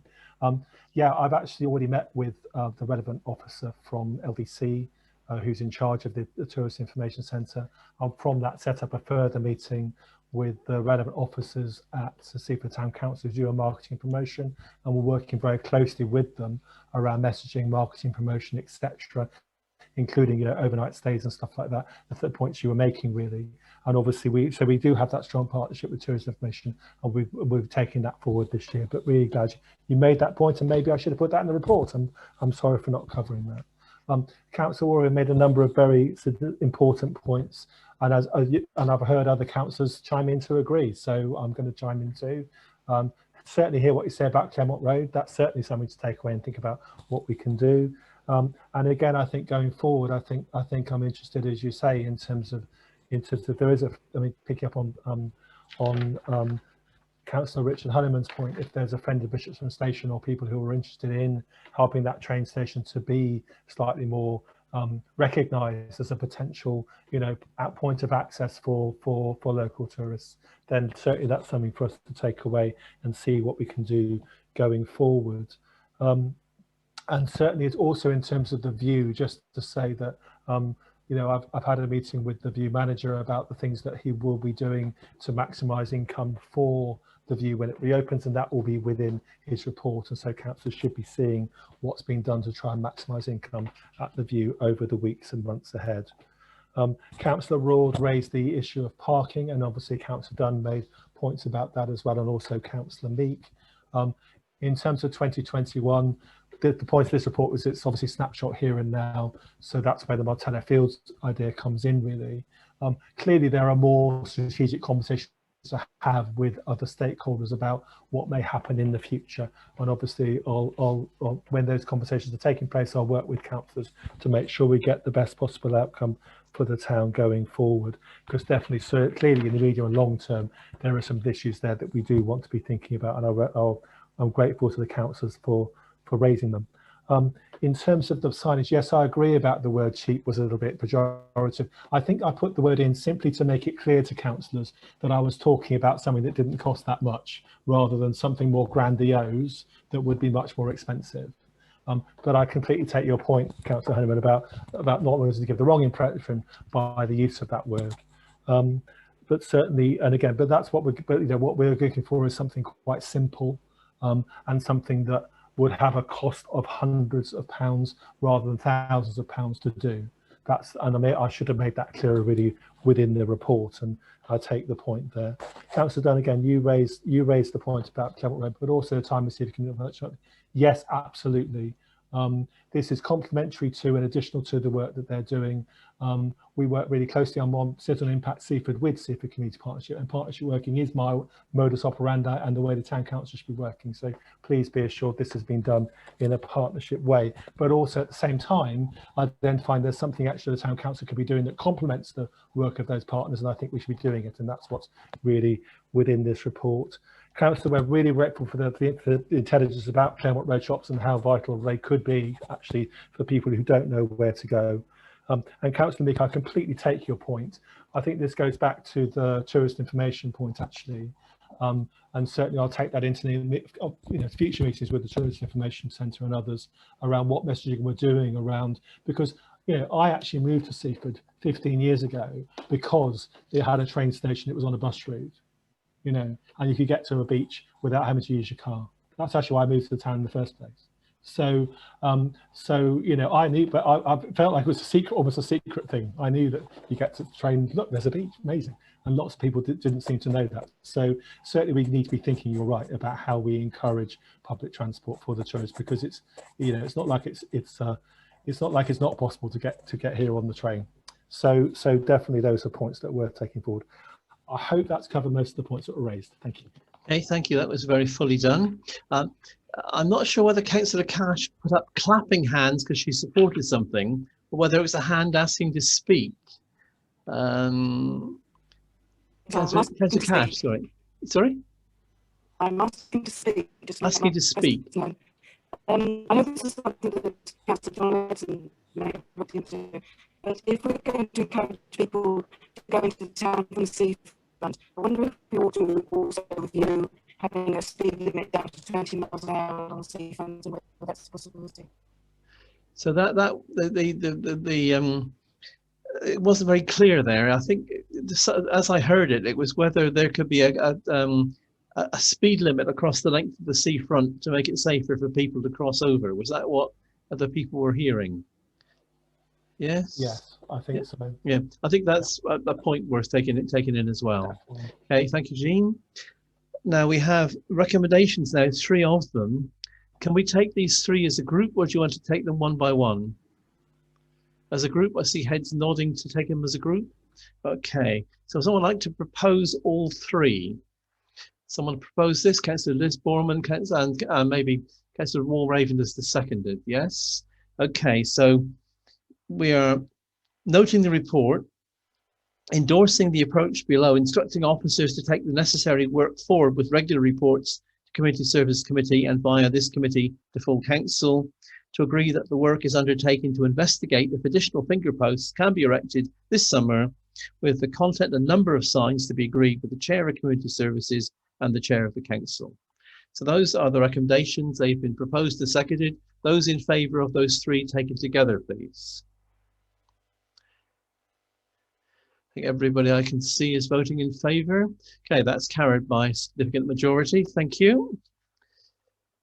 Now we move on to item 12, which is staycation. Oh, sorry, that was item 12. We're on to item 13. We're on page 18, and this is now the Martello Toilets and Cafe. Tony, do you want to introduce this? Thank you, Chair. Well, I hope the report's quite self-explanatory, but we met the National Community Lottery Fund case officer who is working on the project with us last month. She explained to us that during COVID that the lottery fund has mainly been, well, totally been sort of doing revenue grant funding for organisations who have been really affected by COVID.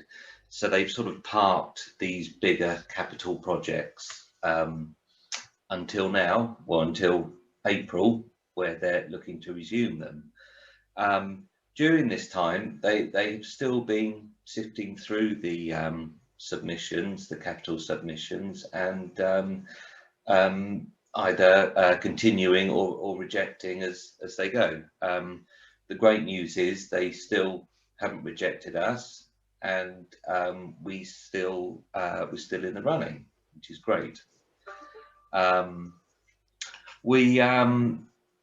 They've asked us now to come with a more detailed submission, so more detailed designs and more detailed costings, which we're working up at the moment. And in tangent with that as well, they've also asked us to look at alternative funding streams as well, some sort of match funding, if we could do, which obviously we've sold all the beach huts, Bonnyset beach huts now, so we have quite a bit in capital reserves. And also our grant officer is also looking at other possible funding streams, particularly for the changing places toilet.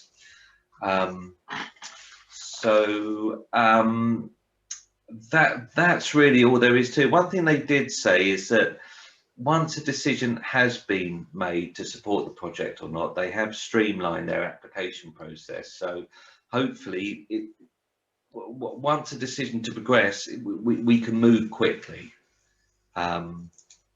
Yes, that's it. Thank you. Okay, thank you. If people would like to talk to this, Councillor Dunn. Yeah, thank you, Mr. Mayor. Yeah, two questions. Sorry, my mind went. Exactly how much have we asked the lottery for? Have we actually given them a specific amount that we want? And when are we likely to have a firm decision, and will it be brought to community service or full council? I think question to Tony. It's difficult when you ask how much we've asked for. It's a difficult question, and it's not like a bid, other bids we do where we ask for a specific sum. Prior to this, the lottery fund were hoping to give us the full amount of money, and basically work with us on the project, as opposed to giving us a certain amount and then saying, go away and get on with it.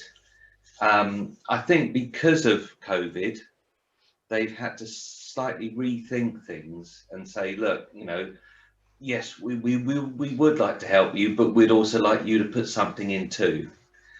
I know it sounds vague, but I don't have any figures for you of how much, but I would say they would grant us the majority of the costs. So where we say match funding, we don't mean 50-50, we mean them giving us a majority and us backing it up with extra.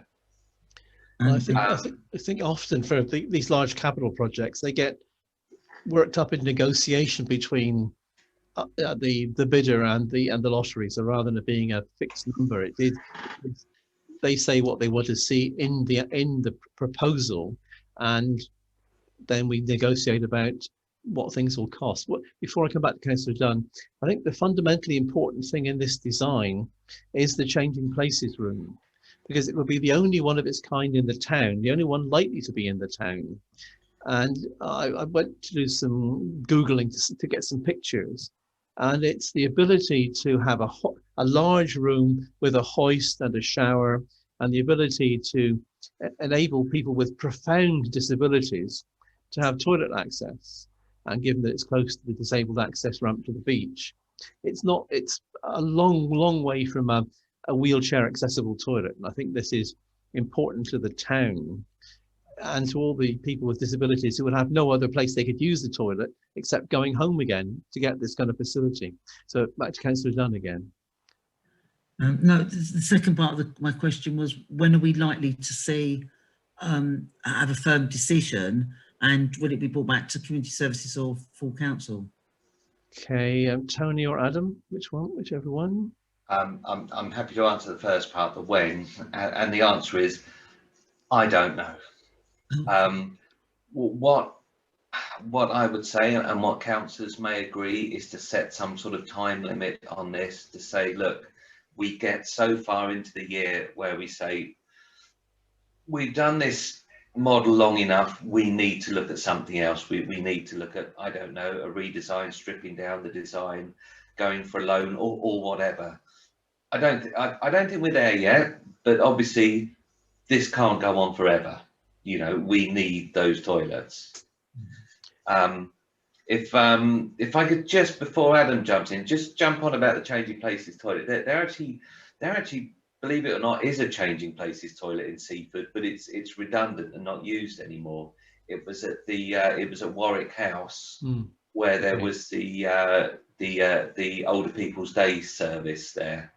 But since that's closed down, it's no longer available to use. Okay, I think we'll go to Councillor Meek and then to Councillor. Yes, okay, Councillor Meek, Councillor Honeyman, and then Adam. Thank you, Chair. When we saw the original plan that we were faced with had about 8 individual cubicles, I think, and as far as I remember, it only had 1 concession. Now, in the list of saying that this new design incorporates things that councillors wanted, I don't remember there being a requirement for a recessed seating area. I don't remember there being a demand for 2 concessions. I'd have thought 2 concessions was going to be rather confrontational, sharing a shared space. Also, I would suggest that, I mean, that recessed seating area could actually be used within the building and create more space. And also, I think 4 toilets only is perhaps, you know, we should be having 6. I'd have thought would be good, and then the disabled, and then the big changing facility. That's just my view. Thank you. Okay, so Richard Honeyman, then Adam. Thank you, Chair. I think Councillor Mick sort of half answered my sort of question in a way, in the sense of tonight we're just basically voting on to note the report and see where we are. That's what we're essentially doing tonight. We're not actually making a decision.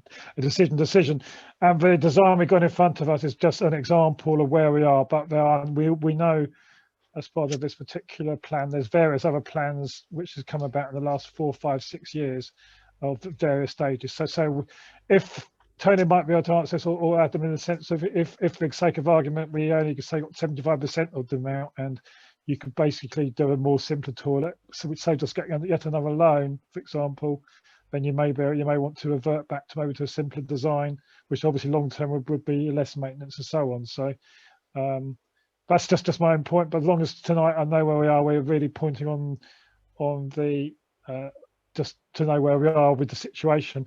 But I'm intrigued with the amount in about 2 or 3 years, how it can go up about 40%. I just don't know where that figure was got from as well. That's obviously 1.3. Thank you. Okay, Adam. Yeah, just to say, I think Tony did a really good job of explaining things, but I do understand the complexity that's here. So I'm going to wade in a bit as well, if that's okay. Just to say, when we met with the lottery officer was incredibly helpful, but incredibly helpful in explaining a complex situation to us. So we're trying to explain a complex situation as well, if that makes sense. In other words, the COVID situation caused the applications that we were part of to be put on hold for, you know, the foreseeable future. And now when we come into 2021, she was clear that capital projects such as this would not be determined before April 2021. So that's the timeline on the lottery. So, and because our submission is so old, we're sending them updated information to make sure that they're able to then consider putting it forward to their decision panel. And once the lottery officer thinks that we've reached the point where it can go to a panel, it would go to the panel. Now, her explanation of the panel decision-making process is, almost ironically, it's quite quick. But how long it takes to get to that point is the thing that maybe is understandably uncertain, because she's helping us by making sure that we don't go to panel until everything is ready for it to go to panel, if that makes sense. We know that can't be before the 1st of April anyway, and we know because of the age of the application, we've got to send some, you know, some almost confirmatory information, if you like, that the stuff that's sent in 2019 is still the case in 2021. So that's how we get to the timetables with lottery. And that's why on the one hand, we don't know when the lottery will decide, but on the other hand, we think there's sort of reasonable chance actually of a lottery decision before too long, because once it goes to panel, it won't take too long to decide. I hope I've explained that okay. Okay, thank you. I think we can move to a vote now on the basis. Sorry, Chair, so I wanted to just say another thing, if that's okay. And just to say as well that what the lottery will fund will be determined during their decision-making process, which is why Tony can't give you a definitive answer, because we won't definitively until we get through the lottery decision-making process, Chair. I think it's important councillors understand that as well. So we'll face a situation where the lottery will make a decision about funding, hopefully positive, but in that decision, they will make clear what they are funding. And then once we have that, we'll know as a council, we'll be able to come back to councillors to decide what to do next. Obviously, it will be to take lottery funding and work with them on the way forward, but you understand how there are some things that will be determined at that point. Okay, Chair, thank you for giving me the additional time. Thank you. That's helpful. So we now, I think, we will now move to the recommendation. So Tony, you want to come back in? Thank you, Chair. It was just to quickly go through a couple of points that Councillor Meek brought up. When it was said a new plan, this isn't a new plan. This plan was agreed in 2018 by the council then. And that included the recessed seating that the councillors at the time felt was very important. The two concessions, what we were looking at and what was discussed was a sort of a traditional concession like we'd have now with teas, coffees, ice creams, cakes, that sort of thing, one side. And then the other side, a more of a fish and chip type concession that would run sort of lunchtime to the evening, whereas the other one would be sort of morning to afternoon. The shared seating idea was very much like you'd see in a service station or something, where you have restaurants either side and they'd share the seating in the middle. But obviously in the design as well, both concessions still have shutters that go out onto the seafront, so they can serve people straight onto the seafront. And the toilets, yeah, there are actually 5 toilets if you include the baby changing toilets. I think that timely basis on Rottingdean, which had about a similar had a similar cafe and toilets, and they had about 2-3 toilets, but a lot less footfall, and that's sort of how we gauge things. Yes, I think that's it. Thank you. Hope that answers those questions. I think on the basis we're not seeking to make decisions about detail tonight, but we're simply being asked to note the contents and the details of the report. I think we can move to put that to the vote. Someone propose, please, that the recommendation, which is number 1, Councillor Webb, Councillor Brown, will you second that? You've got a hand up. Okay, that's proposed and seconded. All those in favour of noting the contents of the report and the details of the project? That's most people. Anybody abstaining? Anybody voting against? One abstention. Right, that's carried by a significant majority. Thank you. Now we move on to item 14 and the review of the corporate risk register. And this is with Karen. Karen, do you want to say something to introduce this? Thank you, Chair. As part of the annual return that councillors will authorise in June. So I should have said we're on page 23. So if you're working at where we are, the page numbers have now jumped from 19 to 23. So we're on page 23. Sorry, Karen, I interrupted you.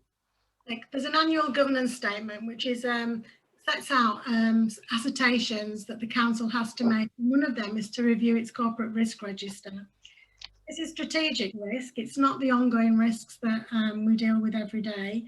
Saying that, it's not something that's just done annually. It's obviously considered throughout the year, but this paper is just basically officers have reviewed it.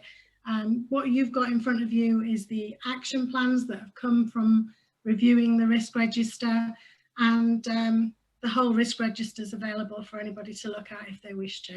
And I'm happy to take any questions. I should say thank you to Karen for making a copy of the whole risk register available, and I have looked through it. Means I'm spending a lot of time indoors at the moment, but thank you for making a copy available. Anybody with questions to Karen? Don't see any hands asking you to speak. No. Okay, so we have two recommendations in front of us. Review, comment upon and approve the Town Council's corporate risk register action plans as set out in Appendix A, to adopt the revised general and financial risk assessment as presented in Appendix B. Sorry, Chair, I think you've got Councillor Olivia Honeyman looking to speak. Sorry, you're sitting behind my camera. Sorry, Councillor Honeyman, sorry. Thank you. Thanks, Georgia. Just on page 27, just a query about maintenance of buildings, maintenance budgets. Just where is this? Where does the ground maintenance go for the beach huts? What does the lease state? So all to do with the beach huts and everything. Is there money set aside for the meat? So this is notes from a little, it's a bit gobbledygook now. Just realised I needed to bring this up. Yeah, maintenance budget. Is there money put aside for if there's any issues for the beach huts or anything? It says on page 27 about planned maintenance schedule. I don't know if Tony wants to answer that, but the only thing I can say is that there is a budget set aside or a budget in place for maintenance of everything, for the maintenance that we know of. Going forward, one of the things that is alluded to in this risk register that I would like to see happen is that, talking about a sinking fund earlier, the earmark that we build up an earmarked reserve for, as a contingency for such things as any sort of building maintenance, grounds maintenance that we don't know about but happens. As we all know, these things happen, and if we have an earmarked reserve behind us for that, then we won't have to budget for it year on year. But everything that we know of, like the beach huts, for instance, yes, it does have a buildings and grounds maintenance budget at the moment. Okay, thank you. Tony wants to comment any more than that. Tony? No, just to agree. We have a building maintenance pot for the beach huts, as we do with everything else, and so we set an allocated amount aside each year. Okay, so, thank you. So it's there in the budget. Thank you, Councillor Brown. Thank you, Mr. Mayor. Page 28, under finance, item 3. I'm pleased to see that finally we're putting a figure on the general reserves that we should have of 500,000 or 50% of the preset, whichever is the greatest. We're still hoping to achieve that figure, and I know that Karen's very much working towards getting us that 500,000. So that is it's a wish, I think, at the moment, but I think that we might achieve it maybe in a couple of years' time when we start to get back into the black. Okay, thank you. Anyone else wanted to speak? No, just to say that when this, if and when this is agreed, you're authorising me as the chair to be one of the signatures for this. So, okay. So, can we take these recommendations together, or do you want to vote for them separately? to take them together? Yes, I'm seeing heads nodding. Okay. So, review and comment upon and approve the Town Council's Corporate Risk Register Action Plan set in Appendix A. Adopt the revised general and financial risk assessment as presented in Appendix B. Someone propose those two, please. Councillor Walraven, someone second this. Councillor Webb. Okay. Those in favour, please show. So that's carried by a lot. That's unanimously. The thumbs up come up from Councillor Cash. So that's carried. Full stop, carried. And now we're going to 15, the annual review of internal controls. So Karen, back to you again. Do you want to introduce this? Yes, thank you, Chair. This is in a similar vein to the last item.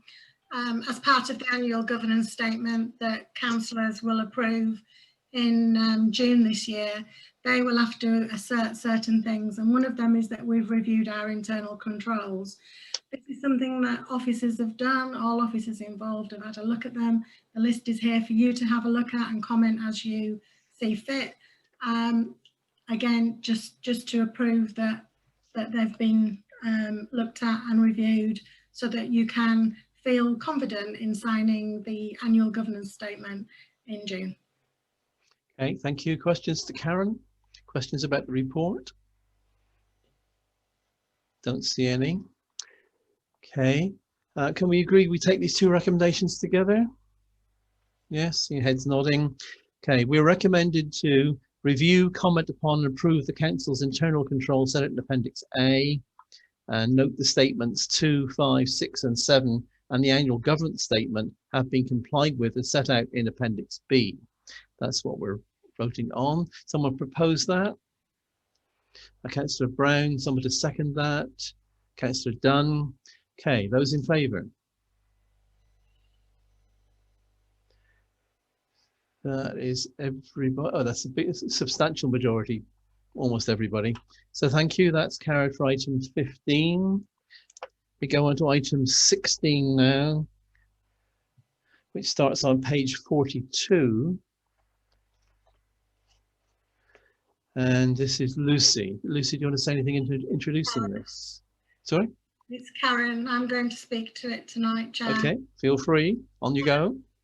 Basically, as during the COVID situation, when staffing was kept to a minimum, it came to light that it would be easier to facilitate the ordering of goods and services if some of the deputies, for instance, and the inspector could sign purchase orders, and they weren't specifically named in this policy. So this policy wasn't due for review because it was done last year, but we've reviewed it, and they are the main things to add: the inspector, the deputy head greenkeeper and the assistant manager at the view, so that they can sign orders in absence of anybody else being there. We've also removed the golf professional because he's not actually an employee.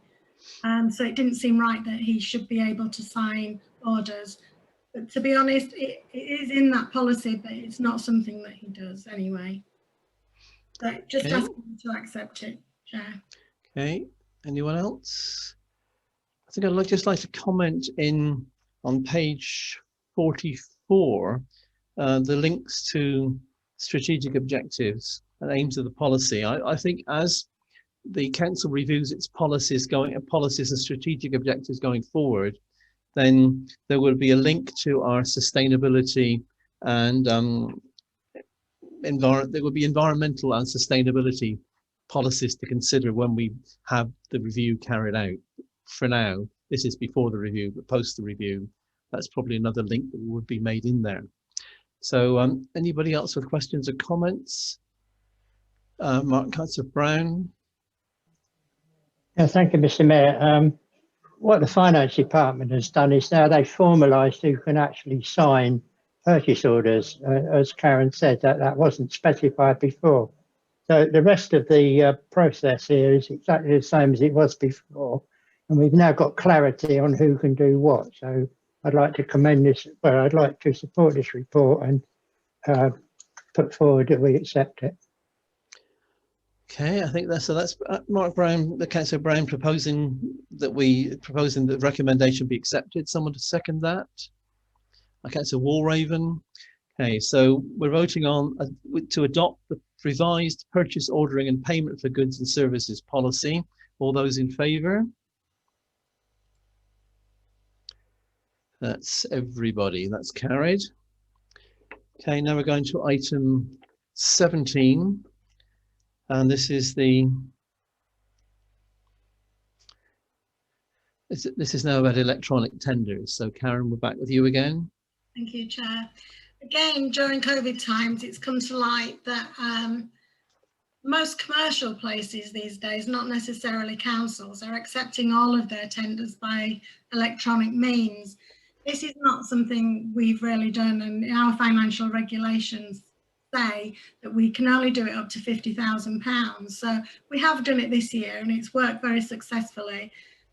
We've put controls in place, and we're working on putting more controls in place, finding out the best way to do it. But especially in times like we face at the moment, trying to do things by paper, trying to receive tenders by paper, trying to pass them round to possibly 3, if not 4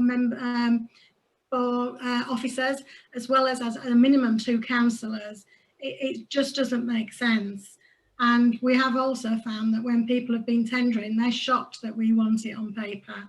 So I know we've just reviewed the financial regulations, but I'm bringing them back again to ask to be able to change them so that we can use electronic tendering for all of our tenders.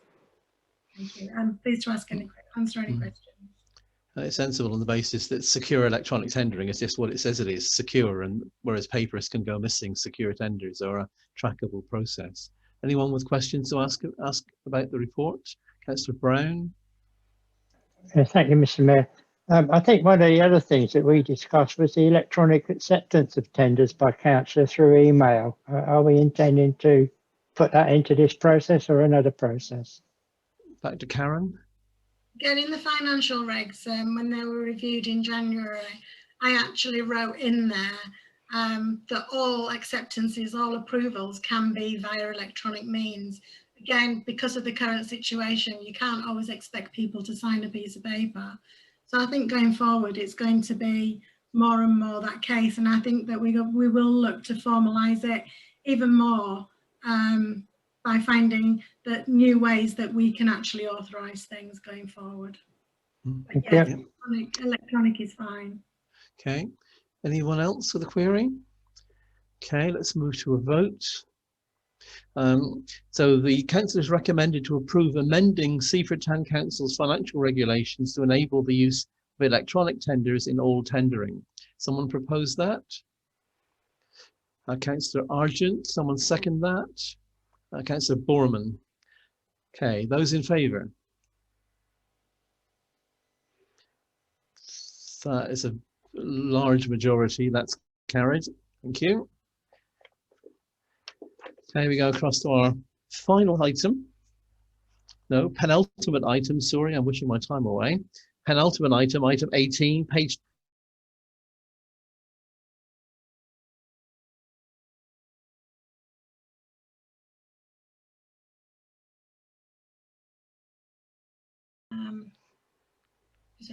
yeah, again, we had looked, officers had looked to be able to try and go out to the market for an insurance quote for this year.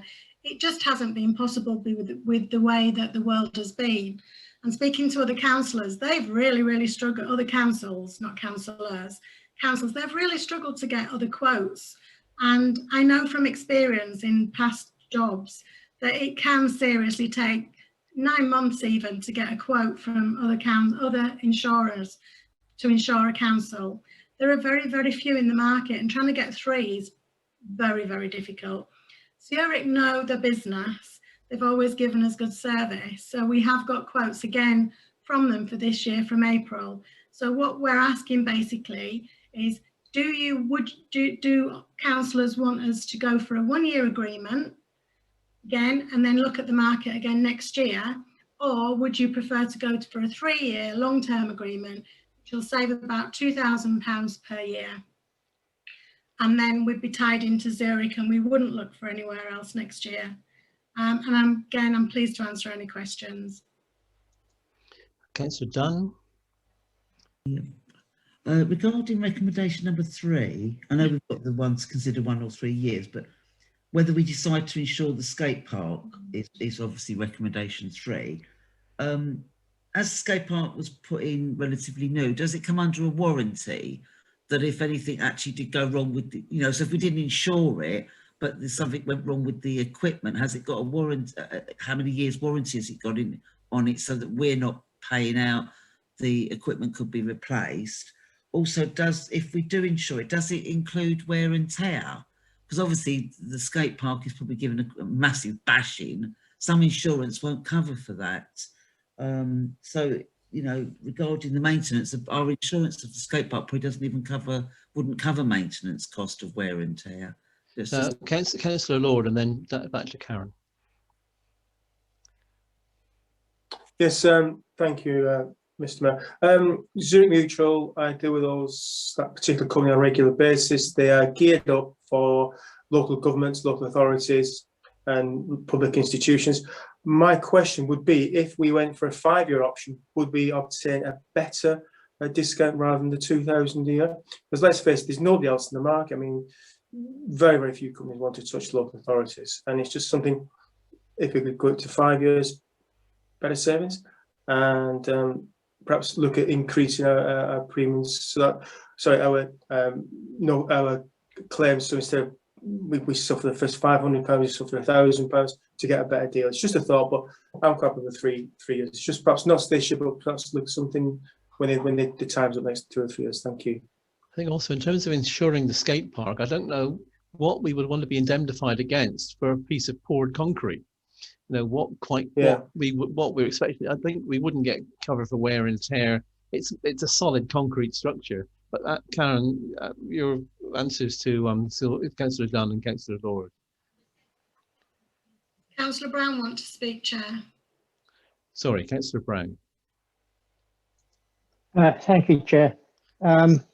I think we should go for the 3-year policy. First of all, it makes financial sense that we do that because we do get a discount over that 3 years. Also, by going to 5 years, the insurance would increase by about 3% per year at the moment, which is the sort of rate of inflation. If we go for a 5-year policy, we would still get that similar discount over that 5 years. So it does make financial sense. At the moment, I would suggest that we do the 3-year plan, and then at that point, we look at the additional 2 years onwards.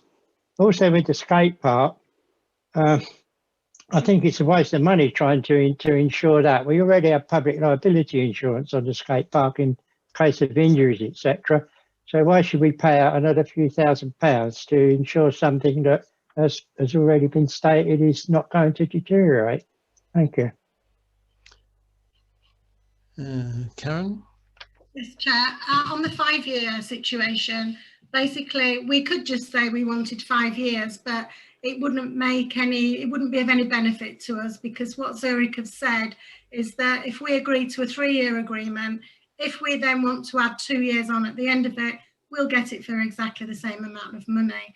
So it doesn't tie us in, it gives us the option, but we still get the benefit of having the extra long-term agreement. It's not an even lesser price if you go in for 5 years, it's the same as the 3-year one. The skate park, yes, we still insure public liability, and as you've seen in the report, I mean, we've asked advice of local councils, and some insure and some don't, and I think neither way is probably right or wrong, but it does seem exactly as councillors have said. I mean, you know, what benefit are we going to get from it's just a concrete structure? The other thing actually that I think that I haven't mentioned, that I should have mentioned, is the business interruption. In the quote, I have changed the business interruption, and the reasons why is at the moment we shop for £2,000 over 24 months, £2 million over 24 months. First of all, when you take out the precept income, this business interruption is only appertains to in the policy to the actual buildings that we have. And so it's nothing to do with, say, Martello Fields or anything like that. So when you actually add up the income that we actually have from specific things that are in the specific insurance schedule, it's only 865,000. So why would insure for 2 million? I don't know. So, and again, over 24 months, over 2 years. So what that means is that, for instance, if we owned Church Street and if it was on fire or something and we didn't have it, they'd provide the loss of income or the loss of premises. They do it for 2 years, basically, but we don't own Church Street. And it seemed to me that 1 year was enough. Councillors may disagree, and we can change that. We can make it back to 2 years, but the amount was far more than, we were covered for more than we actually had of income.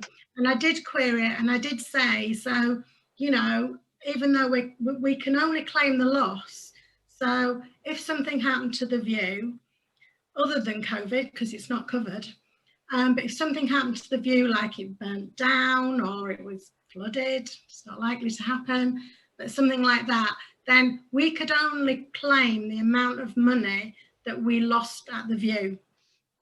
Are you with it? So there's no point being insured for 2 million or 1 million because we haven't got that amount of income in the whole of the council in those buildings. So I just wanted to explain that.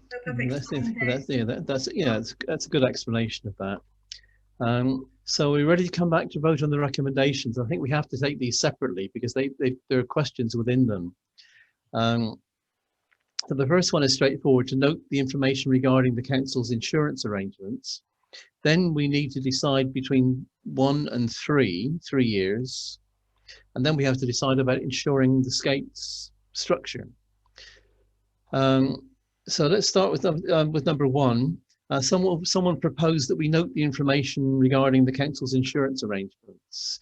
Councillor Meek proposes, somebody seconds that. Councillor Olivia Honeyman, all those in favour? Okay, that's carried, that's 1. Item recommendation 2, I think we need to put a proposal for one or the other, so we've got something to vote on. I think that Councillor Brown? I'd like to propose that we go for the 3-year option with a +2 policy agreement as stated in this resolution here. So 3 years. Right, Councillor Meek? Sorry, I would second that, Chair. Well, let's go to vote on that then. If this falls, we'll go back to vote on the 1-year option. Okay, so the proposed and seconded is to decide to take a 3-year +2 policy agreement. Full stop. Those in favour? Don't see anybody against. That's carried by a significant majority. And now we need a proposal to either insure or not insure the salt skate park structure. So which do you want to put, a positive or Councillor Brown? I'd like to propose that we don't insure it. Okay, someone second that? Councillor Walraven. Okay, the proposal then is we do not insure the salt skate park structure. Those in favour of not insuring it? I think it's a significant majority with 2 probable abstentions. Okay, that's carried. Okay, thank you. We now move across onto what is our final item, item 19, which is page 57. So be careful which bundle you're in. This is definitely page 57 in my bundle. So Karen, this is your final hurrah for the evening. Thank you, Chair. The annual investment strategy is something that we have to do annually, as the report states. It's part of good governance.